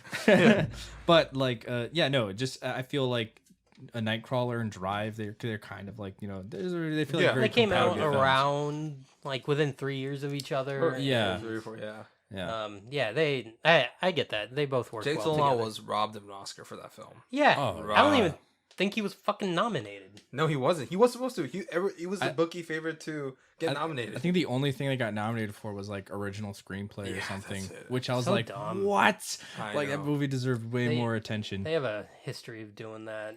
It's, Yeah. and they have a new voting body and stuff, so it's a little better now. Anyway, we're here to talk Drive. Yeah, this what's it called? A brief background on this film. This film was Give us a background. What's it called? This film was in development for quite a bit. It's based on a novel, Drive by James Salas, which I haven't read. I will one day read it because I do love this film quite a bit. The writer is Hossein Amini, who was nominated for Academy Award for Wings of the Dove, and recently made a pretty good film that I like called Two Faces January with Oscar Isaac, and Viggo Mortensen. I love But both those guys. what's it called? Yeah. Originally, it was good. The pairing was very different. It was gonna be Neil Marshall from The Descent fame, The Descent and Game of Thrones, Dog Soldiers, if you know that movie. yeah. Werewolf. and Hugh classic. Jackman was gonna be the driver. Huh. Yeah. Would have been very, very different. Yeah. Yeah. But that fell apart. You don't know? You don't drive? Tell me. What's it called? Much better scream than John Krasinski's scream. Wait, best scream in cinematic history though has got to be "Only God Forgives." If you don't like the dress, then take it off. Take it off! No, God damn it! You gotta let me do this. You have to let me. Do Okay, I'll let you. I'll let you. Hey. Do it. I'll let you do it. If you don't like the dress, then take it off.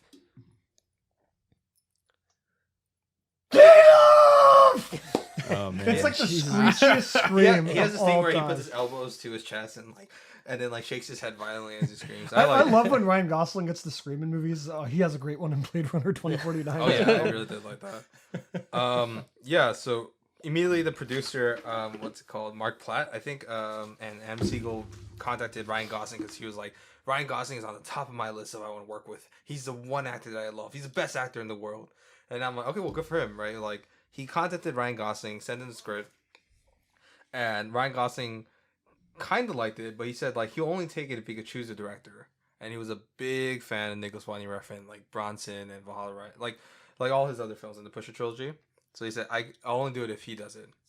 And they were like, at first like, like, but they were like, it hasn't made a blockbuster film yet. But they eventually conceded if they wanted Ryan Gosling to work for a very cheap price. And he took on the film and he kind of reshaped it into like a Nicolas Winding Refn film, which is good. But but the base of it is like It's such a good balance for me. Oh, Honestly. absolutely. yes, it's his best balance. Yeah. Yeah, I think this and Bronson are definitely the most balanced. Yes, and then and then I think all this it has all the stuff that I love about Nicolas Winding Refn, but none of the stuff that I don't like. Yeah.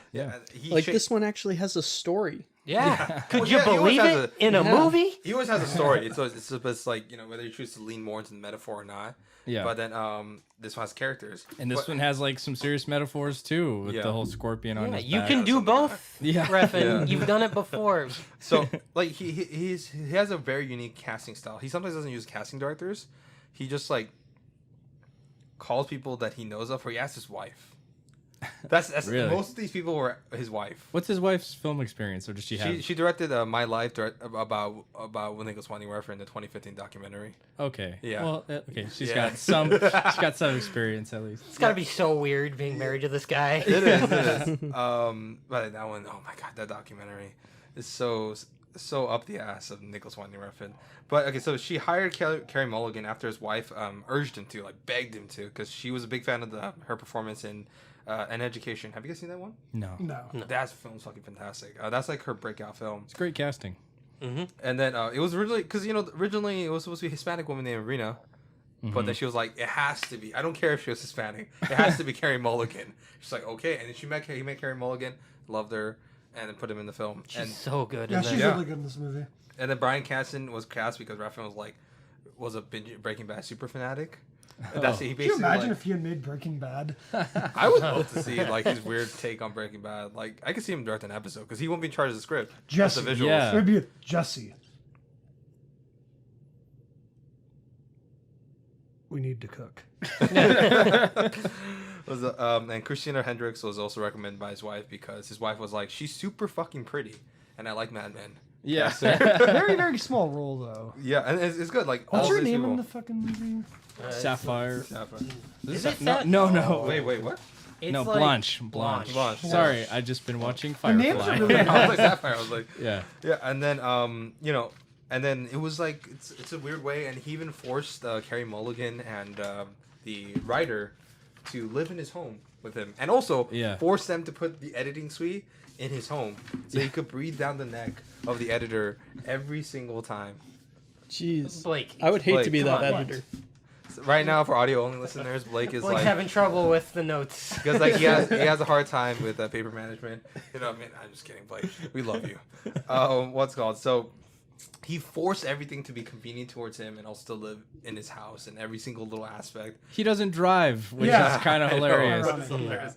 Yeah, he's failed his driver's license test 8 times. Yeah, I would wonder It's if not that hard, man. Teenagers pass that shit. maybe because the kid's like, oh, he gets afraid of like the color red. He's like red, you know. Do you think that's what it is? That he Yeah. just can't tell which lights are which? He's just constantly running reds. He's like, red means go. It's I'm my really favorite curious color. to whether it's the driving test itself that he keeps failing, or like the written argument. test. Or Like, both. Or maybe he just argues with the instructor. He's like, why do we have to drive? What's yeah, the purpose of this driving? I could see him Yeah. putting notes on the driver's test. No, this doesn't matter. Why does this matter? This is What's the just a little symbolism of this right turn? bit- Yeah. I wonder how does this man like grocery shop? Like I doubt, he has- I doubt he's ever stepped foot in a the, grocery the store. way his like worldview is, I just like I don't know. I how bet he you, can yeah, do he brings his stash everywhere, and he puts everything in his stash and not in the bucket. He's like, it's below me, like a basket. And he does like, have you guys seen his behind the scenes? He has like this weird sash. He only goes for gifts. He like twirls it while filming and stuff. And it's cool. Did Like, he, that's his does he go to the mantra. grocery store and see like something neon and go, they ripped it off? They took that from Drive. But also, this film is important for him because this is his first Oh, yeah. collaboration for Cliff Martinez. Oh, Because originally it was gonna have like the composer for Bronson, and he does have some tracks in this one, but it was a very late minute addition. Cliff Martinez, like, you know, I guess he liked Sex Lies and Videotape, Steven Soderbergh's film. Wait, have you guys seen that? Or am I gonna be It's been on disappointed by my asking? IMDb watch list for You a gotta very stop long just time. asking these Oh questions. my god! I can see Ron's face is like when I asked it, he's smiling with a huge grin, like, "Oh, I don't want to answer this." Oh gosh, you guys should watch it. We should I do a do- Steven Soderbergh episode. I really want to watch more Soderbergh films. Very unique, very unique. It's Steven like, Soderbergh's okay. because you haven't watched his films. You know, I've watched a good amount. how many Seen films have you Ocean's 11? I have. That does those are his most basic. Have you seen his earlier? But shit? Ocean's 11 is a I like, fantastic what's the movie. Side Effects. I actually like that movie. So you haven't seen any of his earlier shit? No, I have. Which one? Seen Aaron Brockovich? No, Have you seen Traffic? It's great. no. Have you seen his Sex Lies and Videotape? Then you haven't seen any of his shit. Stop lying. You know what I mean? Stop pretending, Blake. Alright, Magic so- Mike. That's not his earlier shit. Okay. What's it called? Yeah. So he was like, yeah, I like that score. We need just like non-track songs in our thing. Cliff, Yeah. come in, baby, and that's what happened. And he's the one who suggested Nightcall, I think. good. Yeah. Oh, yeah, that opening sequence is fucking beautiful. Yeah. Poor Yes. Matthew Newman, the editor who had he's the editor on all his films, and just has Nicolas Refn like breathe on his neck like, yeah, you edited this way. It's like, oh, can we just cut it? This is too long. No, no, All right, stop rubbing me, Philip. I'm trying to, Looks you know, like fun. enact term. Yeah. So, okay, what are your guys' thoughts and opinions about this film? How was your experience? Because this came out at a time where we were probably like in high school or something like Let's that. see, 10 years ago, right? So I was 16. I loved it. I remember I went and saw this on a whim. It was my introduction to Nicolas Winding Refn. I got home and watched a bunch of it. I watched Bronson, and then right when Only God Forgives came out, I didn't get to see it in theaters, but I saw it right when it came out on Blu-ray. But yeah, I loved it the first time I saw it, and that has held up. I like it more each time I watch it. I don't know. It's a very electric, high, or not high energy because it's pretty low energy at a lot of time. I don't know. It's just like really, really interesting take on a crime movie. Like it's done by how no one else would have done it. Basically, any other version of this script would have been like the opposite. Yeah, of it what would have been turned like out a to be. generic action Yeah. movie. Yeah. I was 18. I was fresh out of high school. I took my first like film class, like pretty much like right after, and it really did capture me a lot. Like it was Yeah. inspiration. I was like, fuck, man. Like I really want to make movies like that. Like it's so compelling and interesting and unique, fresh. That I was like, I really want to do this. I changed my ringtone to the chromatics. That I changed it right afterwards because I was again so engrossed with the soundtrack that I loved it. So yeah, Yeah, same boat. I saw it right after high school, maybe a year after high school. I saw it in theaters. You're elderly. Yeah, I'm old. But yeah, I fucking loved it when I saw it in theaters. I was getting like mixed because I was like kind of following the film, and then when it was released, a lot of people were pretty pissed. And I was Someone like, tried to sue. and because that someone was a tried to Fast and sue. Furious film. Yeah, because it was. They said it was false advertising because the trailer's super exciting. Totally you know? understandable. Yeah. Yeah, but I wouldn't fucking sue someone over it. No, Like, no. It's like, $10. You got congratulations. something better than the trailer. Yeah. Yeah, congratulations. You watched a film. So yeah, I saw it. I loved it. Different from you guys, I didn't go down a Refn path. I went down a Ryan Gosling path, and I really got into him. And what's that movie? Notebook. Yeah, The Notebook. One of my faves. Notebook's actually not that bad. I have two It's a copies place- of that movie. It's a very Both well-made movie, but It's like schmaltzy as fuck. fuck, I have two never want copies to watch of it the again. Notebook on DVD, and they're both unopened. And then Place Beyond the Pines. Oh, great. I love. We got to talk I- about that at some point. Yeah. When we do So this, that yeah. like solidified Ryan Yes. Gosling. I'm like, yeah, this dude's Have you fucking seen Blue Yes. awesome. Valentine? No, I really want to. Yeah, that one's. Really Large than the Real Girl. Yes, Another I do. one. Yeah, I honestly kind of because I already kind of knew him kind of from before, but yeah, when I saw that film, it was like Ryan Gosling was the one that was like, oh, because I didn't hate him, but once again, it's like the Notebook effect. Yeah, Where it's it was Yeah. like I had the same thing with Leonardo DiCaprio. At Or like one point. Robert I was like, this Pattinson. fucking guy. Like, oh, he was in Titanic. Or like- Titanic's a great movie at this point, but Or kind of like I hated it. when the I was Robert younger. Pattinson effect. Yeah, Too. yeah, They're that's kind why of I- similar. Channing actors Tatum, there. same thing. There, or even What was like Channing Tatum's like start out? He I was, always liked him. it was it Step Up. Step Up, yeah, the dancing Oh movie. yeah. yeah. See, I think my introduction to Channing Tatum was the fucking 21 Jump Street remake, Oh, which I okay. actually really liked. Yeah. So I've always kind of liked That kind of him. reimagined. Oh, yeah, Channing that was Tatum. before, yeah, because like I'd only other seen his other stuff, and I was just like, man, I do not like this guy. And then 21 Jump Street came out, and I was like, wow. He's It's really like, oh, funny. I was like, he's actually really funny, and he seems he's really talented. And then his career kind of. And then Foxcatcher. Oh my yeah, god. oh, Foxcatcher, I fantastic. haven't seen Channing Tatum in anything in a long time. Where's Watch- Oh he no, been? he was just in Free Guy. Was he? Yeah. He's in that. He was Who a cares Free Guy. about Free Guy? It's apparently one of the highest grossing films I this year. don't care. Yeah, It's I've good. heard good Movies things, but I to- just, man, I'm not interested in Yeah. that. I tried to get you Looks to like watch it. fucking, Remember? reminds me of I that know. It's Adam good. Sandler I movie, really like it. Pixel. Yeah. I don't know why. When I see that, I'm like, oh, it's Pixel. In terms of an original movie, it's very original. I It's- just don't Okay, back care. to Drive. Let's get. yeah, because we don't want to see you guys bad takes. I'm just kidding. So- But yeah. Like- What about you, Moss? Oh, like I said earlier, first time I watched it was actually this morning. So, Wait, really? This morning? yeah, I watched it this morning. Call about last minute. Yeah. Well, and then I had a nice long drive after that, so I got to flex some of the Oh, yeah. the learning that I got. Oh, wait, was that like you literally watched it before you came to pick me up? Yeah, that's why I was like, that's why I was like 5 minutes late. Oh, I've I seen had this to finish movie the like movie, 20 yeah. times. I've only seen it like 2 or 3 times. I've seen this honestly. movie But so many I fucking really like times. it. I like I- savoring it. I you know? saw it multiple times in the theaters. I bought the Blu-ray right when it came out, and I've like shown everyone I'm close with that hasn't seen it. I'm like, oh, you haven't seen Drive? Get the fuck in the living room. Like, honestly, that was me too. I did that, and like I had before I had money to buy the Blu-ray, I got the file online for my cousin, and then I would just Pirate. like show them stuff. I made it up and bought it like on all platforms, but I just remember, like, my first film class, my phone went off at a certain point, and the Chromatics theme started playing, and the professor was like, "Oh, someone liked Drive." oh, yeah, you told me this story before. Oh yeah, let's is talk that about Daniel Smith? Yes. Yeah, let's talk about that opening scene. Oh, Oh, god, it's what beautiful. a great way to like Yeah, and capture your audience right there. I Yeah. don't carry a gun. That- It That's does a what good blows my job mind of is- explaining the rules of the film. Oh yeah, Yeah. totally.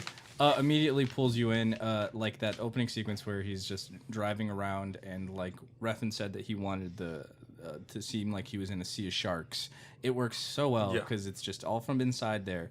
He's driving around. You see him dodging the cars and like a very Strategic Yeah, way. strategic. He's subtle. He's just kind of. And it's not even like that. It's very exciting, but when you look at it from the outside, any other director, this would have been the most boring car sequence ever. It's a lot of him just turning Yeah, strategically. he's listening to a basketball Yeah. game. Well, like Yeah. Clippers strategically game. though. Yeah, And absolutely. then he pulls timed into really like well. a parking spot at one point and just turns his lights off. It's very stealthy. The music gives it that like tempo that keeps it like And the the, editing. It's the clock opposite. is ticking. Of the trailer. Yeah, Yeah, He's yeah, not one it's- of those insane getaway drivers like you see No, in yeah. most like bank heist movies He's or smart. things like that. It's almost like He- Metal Gear Solid, yeah. the driving edition. Like, Exactly. Actually, honestly. I would agree with that a lot. It's yeah. like you barely get any exterior shots. They developed a specific rig for this like film to get the called interior of the rig. car. Yeah, so it's just the stunt driver called the biscuit rig. Could steer the car, and Ryan Gosling could just focus on acting and stuff. And a lot of these shots, especially the opening one, he was just operating the camera himself. Oh Yeah. wow. Yeah. So like like he was good for him just getting right in the action and I did like and the editing Matthew Newman I give him major props. It's like he knew the exact amount of time for each shot to kind of do that to Yeah. build up God, now the attention. fucking Drive soundtrack stuck in my head. It's and then the way he just parked the car, baseball cap, walked out. Smooth. That's how you do end a scene. That's how you end the take, John Krasinski. my You don't God. walk into the fucking middle of the hallway and be like, "Oh, that's how you end the long take." That's filmmaking, buddy. That's filmmaking, Bubby. Do you think John Krasinski should have played Driver? No, he wouldn't just play the driver. He'll play the driver, Albert Brooks' character, and also Ron Perlman's character. Oh, you know the mask he puts on his face is just John Krasinski. John Krasinski. his own face. face over Yeah, it. and Emily Blunt will be Carey Mulligan's character, just like randomly talking, and Oscar Isaac will just be him, but with the accent. Yeah. What's the little kid's name again? Fuck. Benicio. Benicio would be just him, like, stunted. It'll be no jupe, you know what I mean? Oh gosh, yeah. Dude, it's and also Ryan Gosling, this is like his start of his stoic hero trend. Yes, Oh, this is yeah. the first time. Yeah. You force doubled down in Only God Forgives. Yeah. And people say like, oh, he acts the same, but no, like, you know, in La La Land and stuff, like he varies it up. And you know? and yeah. in this movie, like, it works so much better than in Only God Forgives, because like you could tell that his character is like bursting at the seams with emotion. Like Yeah. he'll Yeah.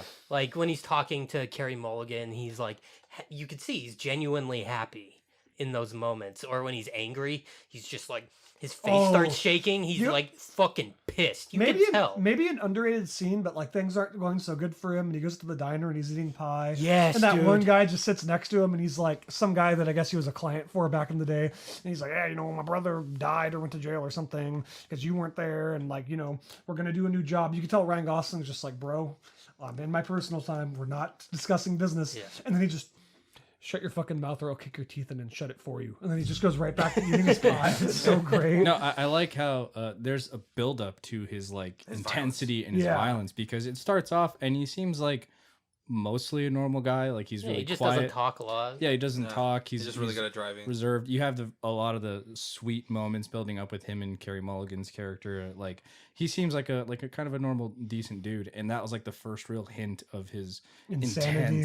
intensity, where he's just like, yeah, just, you know, back off or I'll kick your teeth Well, in. I also think that it does a good job at showing his rules. Where Yeah. you know he's a very structured guy. He's like, okay, we're gonna do this job. The only time that you will see me is literally that 5 minutes, Mhm. and He's then actually- while I'm driving to get you away, and then after that we don't talk again.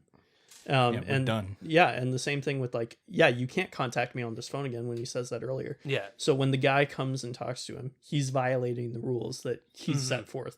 And then eventually it ends up breaking down where he does a job for somebody that he knows personally. And that's when Fucks things start to everything go up. wrong. Yeah. He's actually kind of similar to Dexter in a regard, in that just like ultimate organized professional kind of way. Yeah. It's like and there's a when he re- deviates, yeah, it goes to shit. And it's like there's a reason why he hasn't been caught. Mm-hmm. Like it's because he's so structured and good. And then yeah, once he makes it personal, things don't go too good for him. The deviancy is love. Also, yeah. Go on. I was gonna say another similarity to Dexter is he's in love with a woman who has a husband.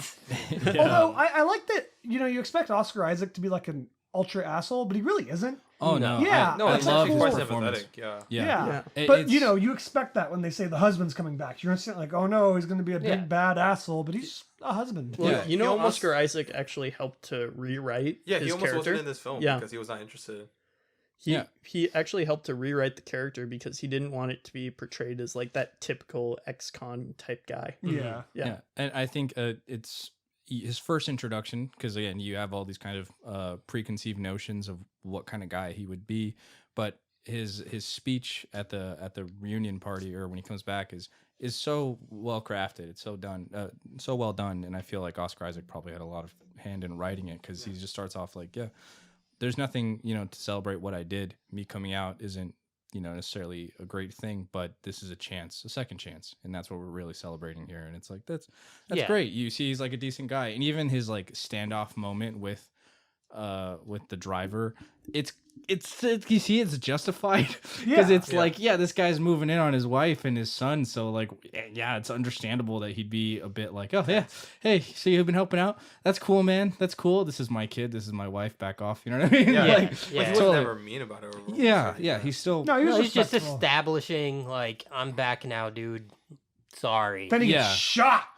No, then he gets the crap beaten out of him, which again, another great moment. You see how he's in his most vulnerable place. He's beaten up, he's bloodied, and his son is like cowering. His son gets a bullet. Yeah, and you see that again, the intensity building up in Ryan Gosling, and he's like, ooh, like this is leading somewhere. He's like, this is not going to stand for this. Super well done. And you sympathize for a moment where he talks about his plight, where like he had to just take this deal to survive in prison. Yeah, and they said that they just keep on increasing the price every day, and now they're back in the corner. Like, you have to do this heist, or we're just gonna kill it.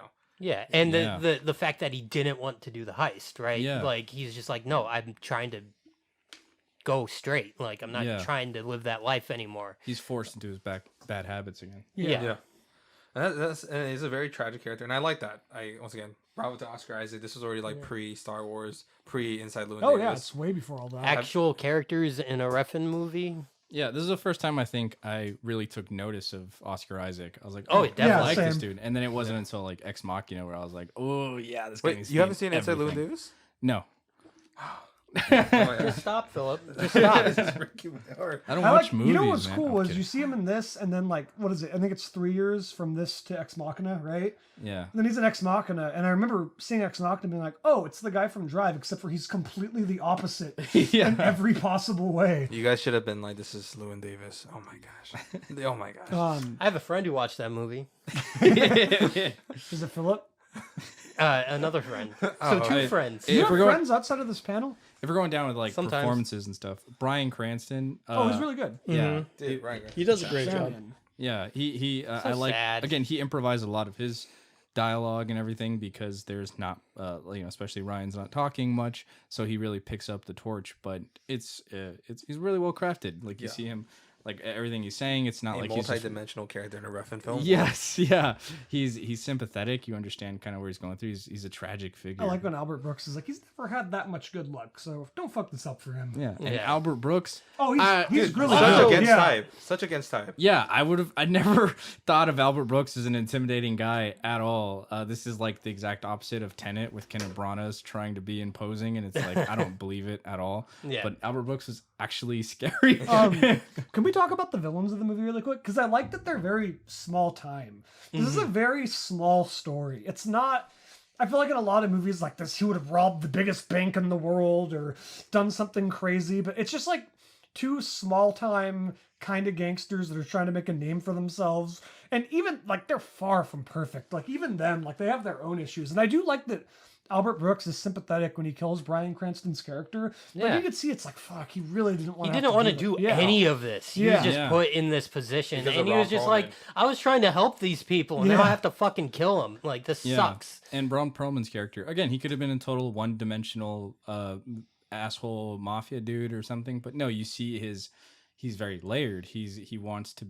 He wants to be that Yeah, guy. because he got belittled Yeah. by the Italian mafia and stuff like Yeah, that. makes Yeah, because sense. he was Jewish. Yeah, which is like, just like Ron Perlman. He's a Jewish guy from New York. yeah, you know what I mean? he always wanted to be a gangster dude, but he's never gonna get that level of respect just because he's a Jew, and it's like that's fucked up. Well, and I kind of like how Ron Perlman's character is able to put on that front, where when he's with anybody except for what's his name, Albert Brooks. Albert Brooks, he's kind of putting on that front of like, yeah, I'm this big love badass that. gangster. But then when they finally are talking, and he's like, yeah, I fucked up here. There's nothing I can do at this point. We just got a clean house. I love that little moment where they're at the garage and he sees that kind of flashy car and he's like, this is a pussy wagon. Yeah. It's just so Yeah. like, what?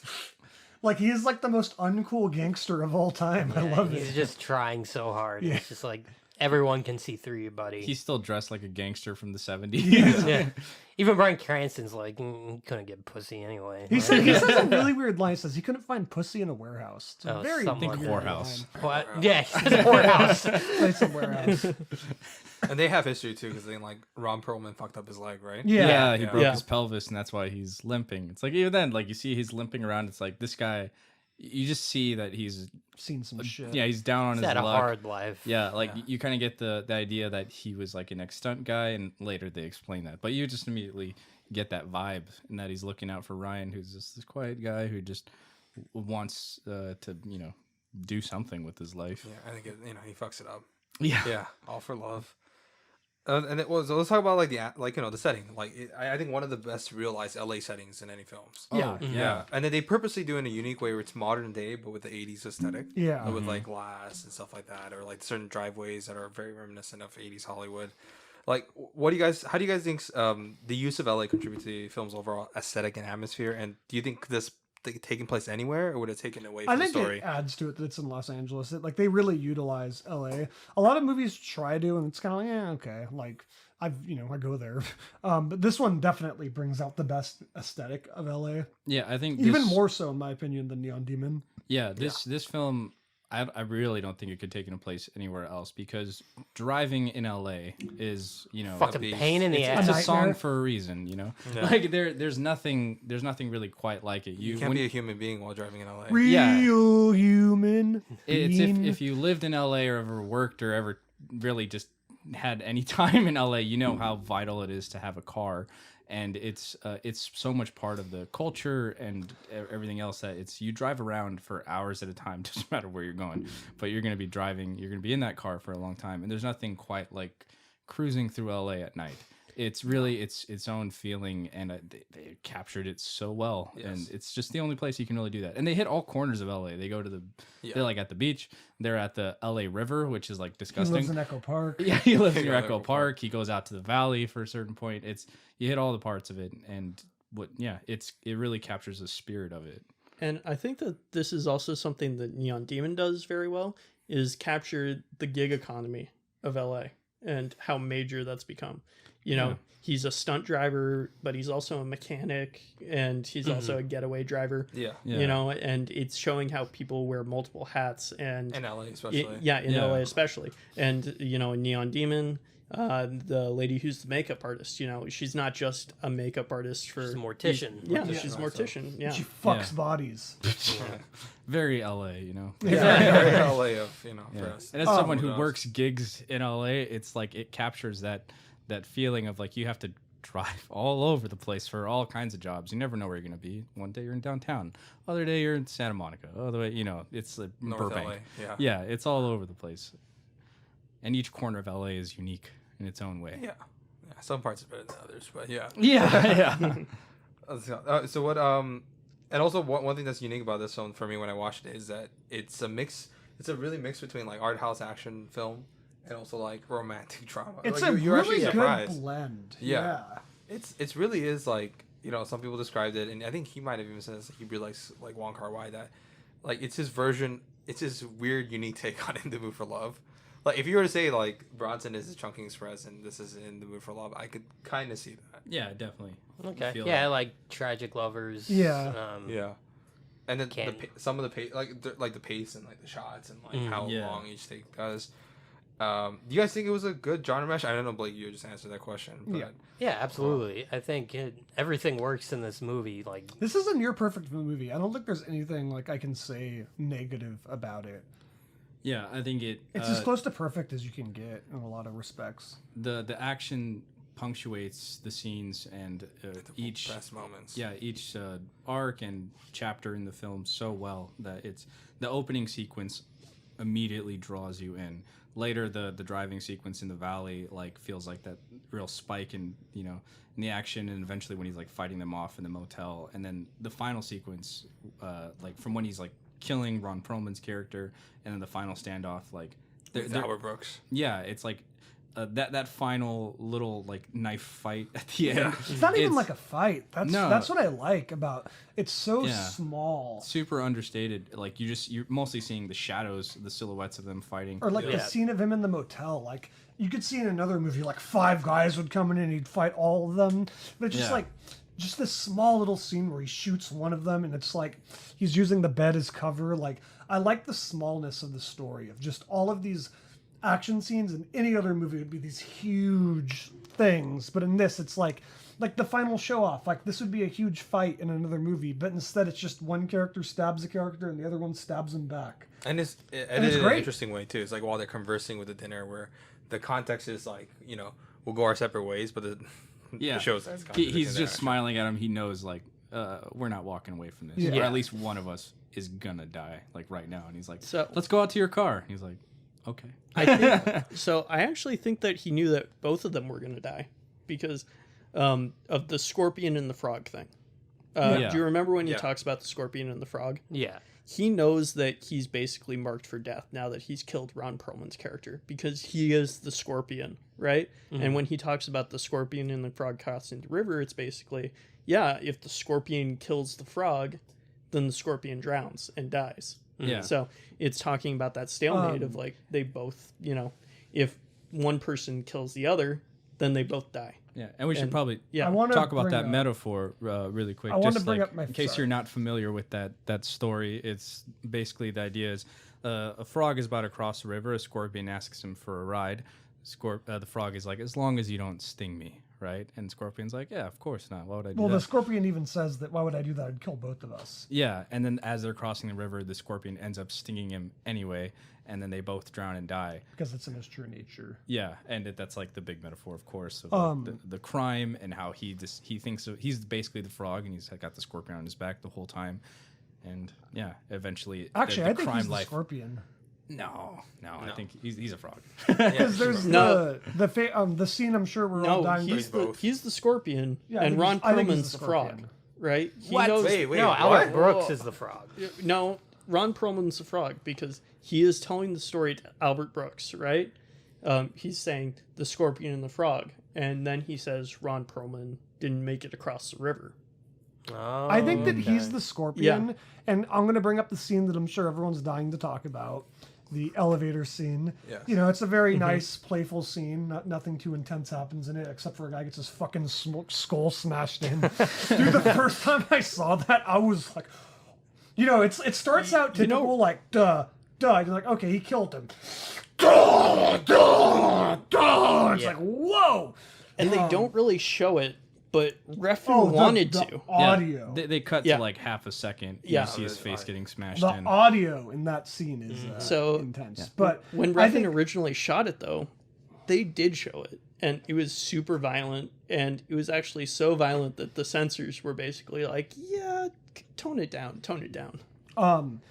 fun fact, he asked Gaspar Noé how to make violence look that real. It was like after he asked irreversible. Yeah. Going Irreversible. back to the But scorpion really and quick, the no, okay. this is going to that. I Yeah, swear. yeah.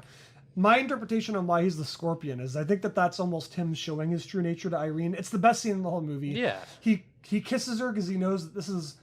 He Goodbye. sees the guys here to kill him. He has to save both of them, but in doing that, he's going to reveal His true nature. his true nature. So Yeah. he takes the moment. He has his romantic moment, the only romantic moment he's ever going to be able to have with her.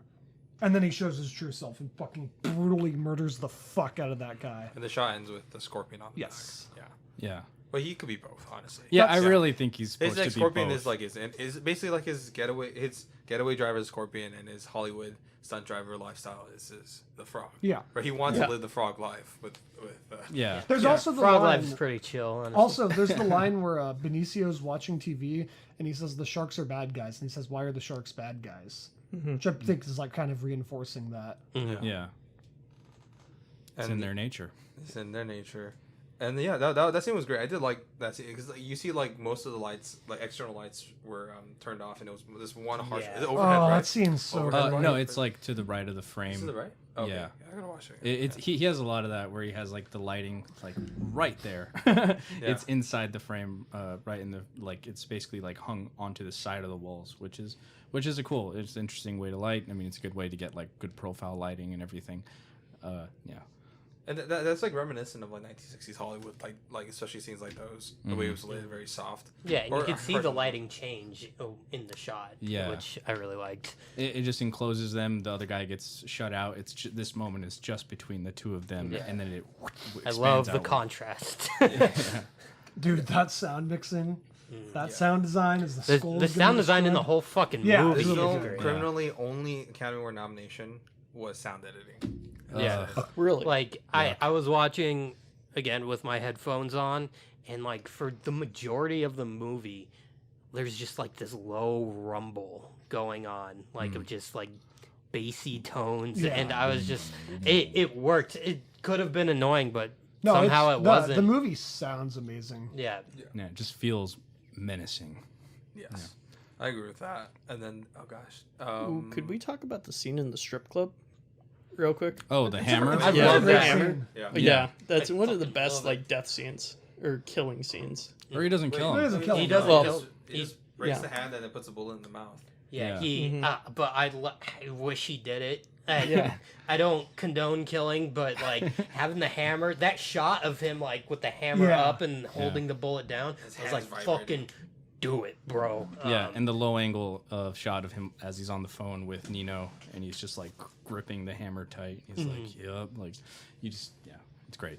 What's love this Albert Brooks's line? There's 8,000 heists a year. He had to choose this one. yeah. Yeah, Yeah, gosh, this film. Oh, wait, We was- didn't even talk about the scene where Oscar Isaac dies. It's actually really like shocking the first time you see it. yeah. 'Cause it's so against what you expect to happen. See, in I a already You movie. know expected it something's- though. I expected him to get shot when I saw him walking out slowly. I was like, fuck. Well, I don't Yeah. know. As a 16-year-old, Yeah. it was genuinely shocking, and I love that Ryan Gosling waits a second, gets shot a second time, instantly just drives off. Yeah, I mean, I think you know something is up because Yeah. you see the other car pull up and it's like all tinted windows and everything, and you know something feels off about this heist from the beginning. Like something's wrong, something's going on here.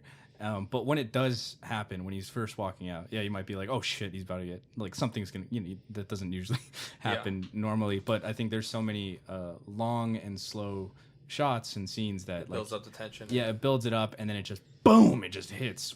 It's like, oh shit, and it's like, is he gonna get away? Nope, and it's just like he immediately gets killed, and it's like fuck. And that car chase scene was great. yeah, Oh, yeah. and it's punctuated by the car chase, which like All practical, all wheel drive. It's like reminds me of a Yeah. scene out of Bullet. Yeah, I was Yeah. thinking Bullet as well. You see? Yeah. I've seen Bullet. Oh, thank God! Oh, when thank I was God! a kid. When I was a kid. Oh, thank but God! I Oh, watched thank God! it. I've was seen gonna that break car my chase scene. What's it called? Oh, well, let's talk about the framing. Have you guys seen the every frame paintings video analysis on the Drive? Yeah, the quadrant No. framing and stuff. Quadratics. And then that's like, I think this film does the best out of any Yeah. of Winding Refn film, especially like it's, I would say Bronson, honestly. the quadrant filming. What? Oh, not quadrant filming, but making every frame be like a painting. Yeah, no, it's like I don't know, quadrant. I mean, I think okay. Well, just pure visuals. I think Neon Demon Yeah, it's kinda the has best, that, but But we're just talking about like quadrant framing, right? It's like usually it's a rule of thirds, right? Most of the Yeah. film, but this one operates on a quadrant way where it's like it's basically like a box and it's like lower, upper, yeah, left, right, top, and or bottom. Each segment tells a different story, and Yeah. they work in companion together, and it helps with the actual storytelling. Unlike Neon Demon, or I think some of Only God Forgives, where it's just like it's beauty for the sake of beauty. yeah. But this actually like advances the storytelling. Kind of like with like there was a great example of you guys definitely watch the video. Every frame painting. I hope you one day make just a random video. Yeah, What's it called? we miss you. We do. It's in the scene where Oscar Isaac's character comes back, with Gabriel, Yeah, and standard. standard Gabriel, right? Yeah. Yeah, Oh yeah, what's it yeah. called? You're right. And so what's it called. Ryan Gosling operates on the upper left hand side of the frame, and then on top of that, what's it called Gabriel also operates on this upper left hand side of the frame, and it's almost that they're, and just by that having that, you seem like they're fighting for the same space, which was Carey Mulligan, who was like the bottom. Yeah, right she's or like on the something. bottom right hand side, or in like the center frame exactly, because Yeah. like she's the object of their affection and stuff. And then it works out so well because like as she's, and for the final shot, which may be one of my favorite shots, Yeah. it's like he's in the top right, and then he's letting the kid out to go throw out the trash or whatever, and the light is piercing through the doorway, and you see his big shadow just casting and taking up like the whole bottom right corner, where it's just like he's still looming right there. He's still there. His presence is felt.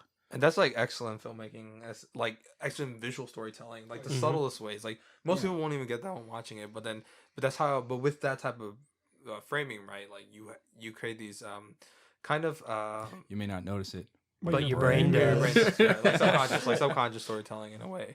And I wish more filmmakers would just operate this, where like it's, you know, and as much as I like Marvel films, they don't really do this when it comes to framing. When it's usually shot, reverse shot, or not even just Marvel films. A lot of blockbuster films, DC or whatever. They're not as well thought out as this, because they're always shooting running gun. There isn't a single shot that's not communicating something to you in it. Yeah. It's beautiful.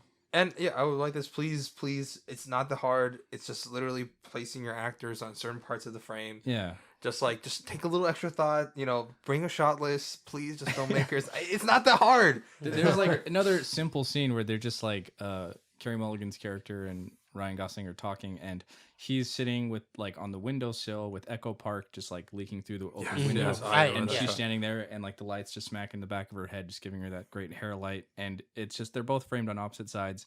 And you just, I don't know, you feel it. Yeah. That's like the best way I can see. And like they're not saying anything, really. It's just all about the mood. You understand what's going on between them, unlike in Only God Forgives, where he's just staring out for minutes on end.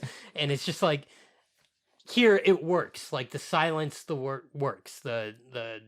The no dialogue works. I think this film could have ended with like a 10-minute karaoke scene. Yeah, definitely. I like that. And Only God Forgives. Yeah, you like everything in Only God Forgives. I would love to actually one day talk about Only God Forgives. We'll do it one day. I actually do. Yeah. I actually do. Maybe we'll do a double feature. Our second episode ever that's unreleased. Bruce Almighty and Only God Forgives. What? Oh my god, I'd love it. What if God was Oh, one of what's us? that one terrible DVD I have? Jungle Boy. Jungle Boy, yeah. Dude, Jungle Boy. Was that you? I tried to watch that with. We watched like 10 minutes. And No, you were like, it wasn't get the me. fuck off. Oh god. It's all right. So I guess you guys have any last thoughts or opinions about Drive? It's great. It's visually beautiful. Yeah, The soundtrack's electric. It's so well directed. It's so small scale. Every single thing about this was thought through perfectly. What's your rating? Oh, museum. Yeah, I'll say, yeah, pretty much the same thing. It's really a filmmaking masterclass. You can study it and analyze it in so many different ways, from sound design, editing, cinematography, acting, writing. It's just so damn great all around. Definitely in the museum. This is a movie I would like to show anybody, and should be preserved and analyzed. You, Miles? Are you gonna break this trend? This is on the border right here. So you're gonna continue the streak? Come on. This is a shelf-worthy film for me. But Okay. I want to say, I did just watch it for the first time this morning, and a lot of the time, I need movies to age on me. It's 10 years. In order, in order for it to kind of make it into the museum, and kind of sit on it a little bit, reflect on how it actually impacts me. But right now, I could see this becoming or moving up into the museum.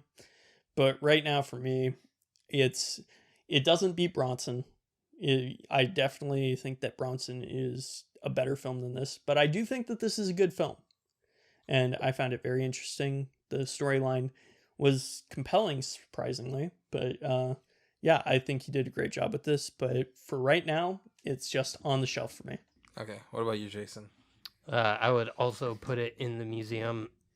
I just love how simple the actual story is. But presented in such an extravagant way. Yeah, like you feel everything in this movie, and like it's just so effective in everything that it's trying to do.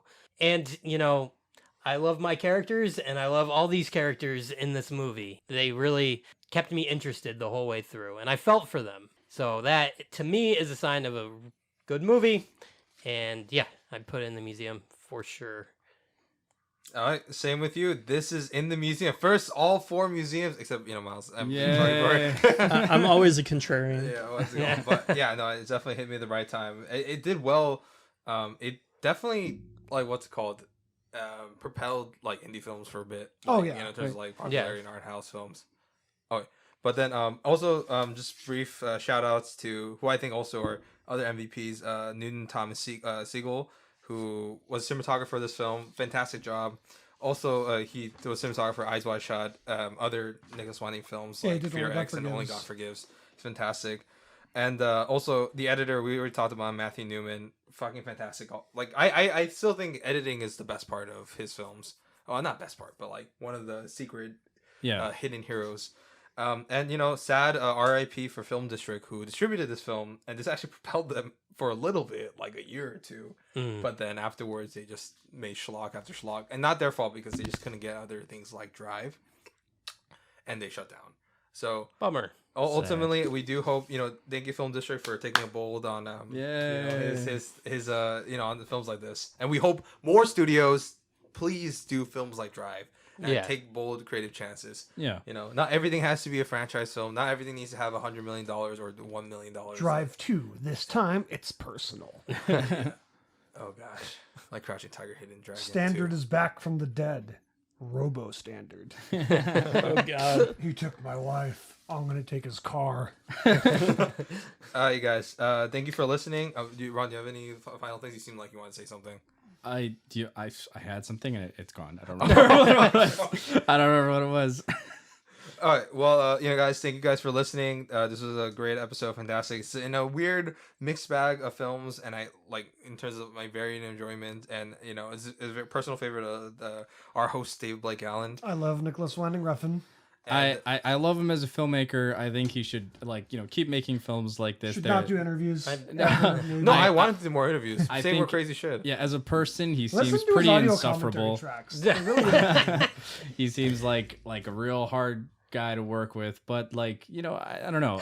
We really because need. Stanley Kubrick, Alfred Hitchcock, all of these people are just wonderful people. Oh no, that- that's the thing. It's about like brilliant filmmakers. People actually like Kubrick. Like Yeah. not the actresses, but like some of the behind. Yeah. The As a actresses person, in particular. yeah, as a person, I've heard that he was actually could be very sweet and understanding, and most people thought that he was actually a really good person. But like, yes, like it's certain films like The Shining, where it's just like everyone seemed to like hate him on that. But no, but like, yeah, there needs more people like Nicolas Winding Refn making movies, just because it's really breath of fresh air. these auteur filmmakers are really what what makes cinema what it is, and just just keep doing it. I agree. We need another De Palma. Seriously, where's another De Palma? As much as I hate some of his movies, I also really love some of them. So he's interesting to me.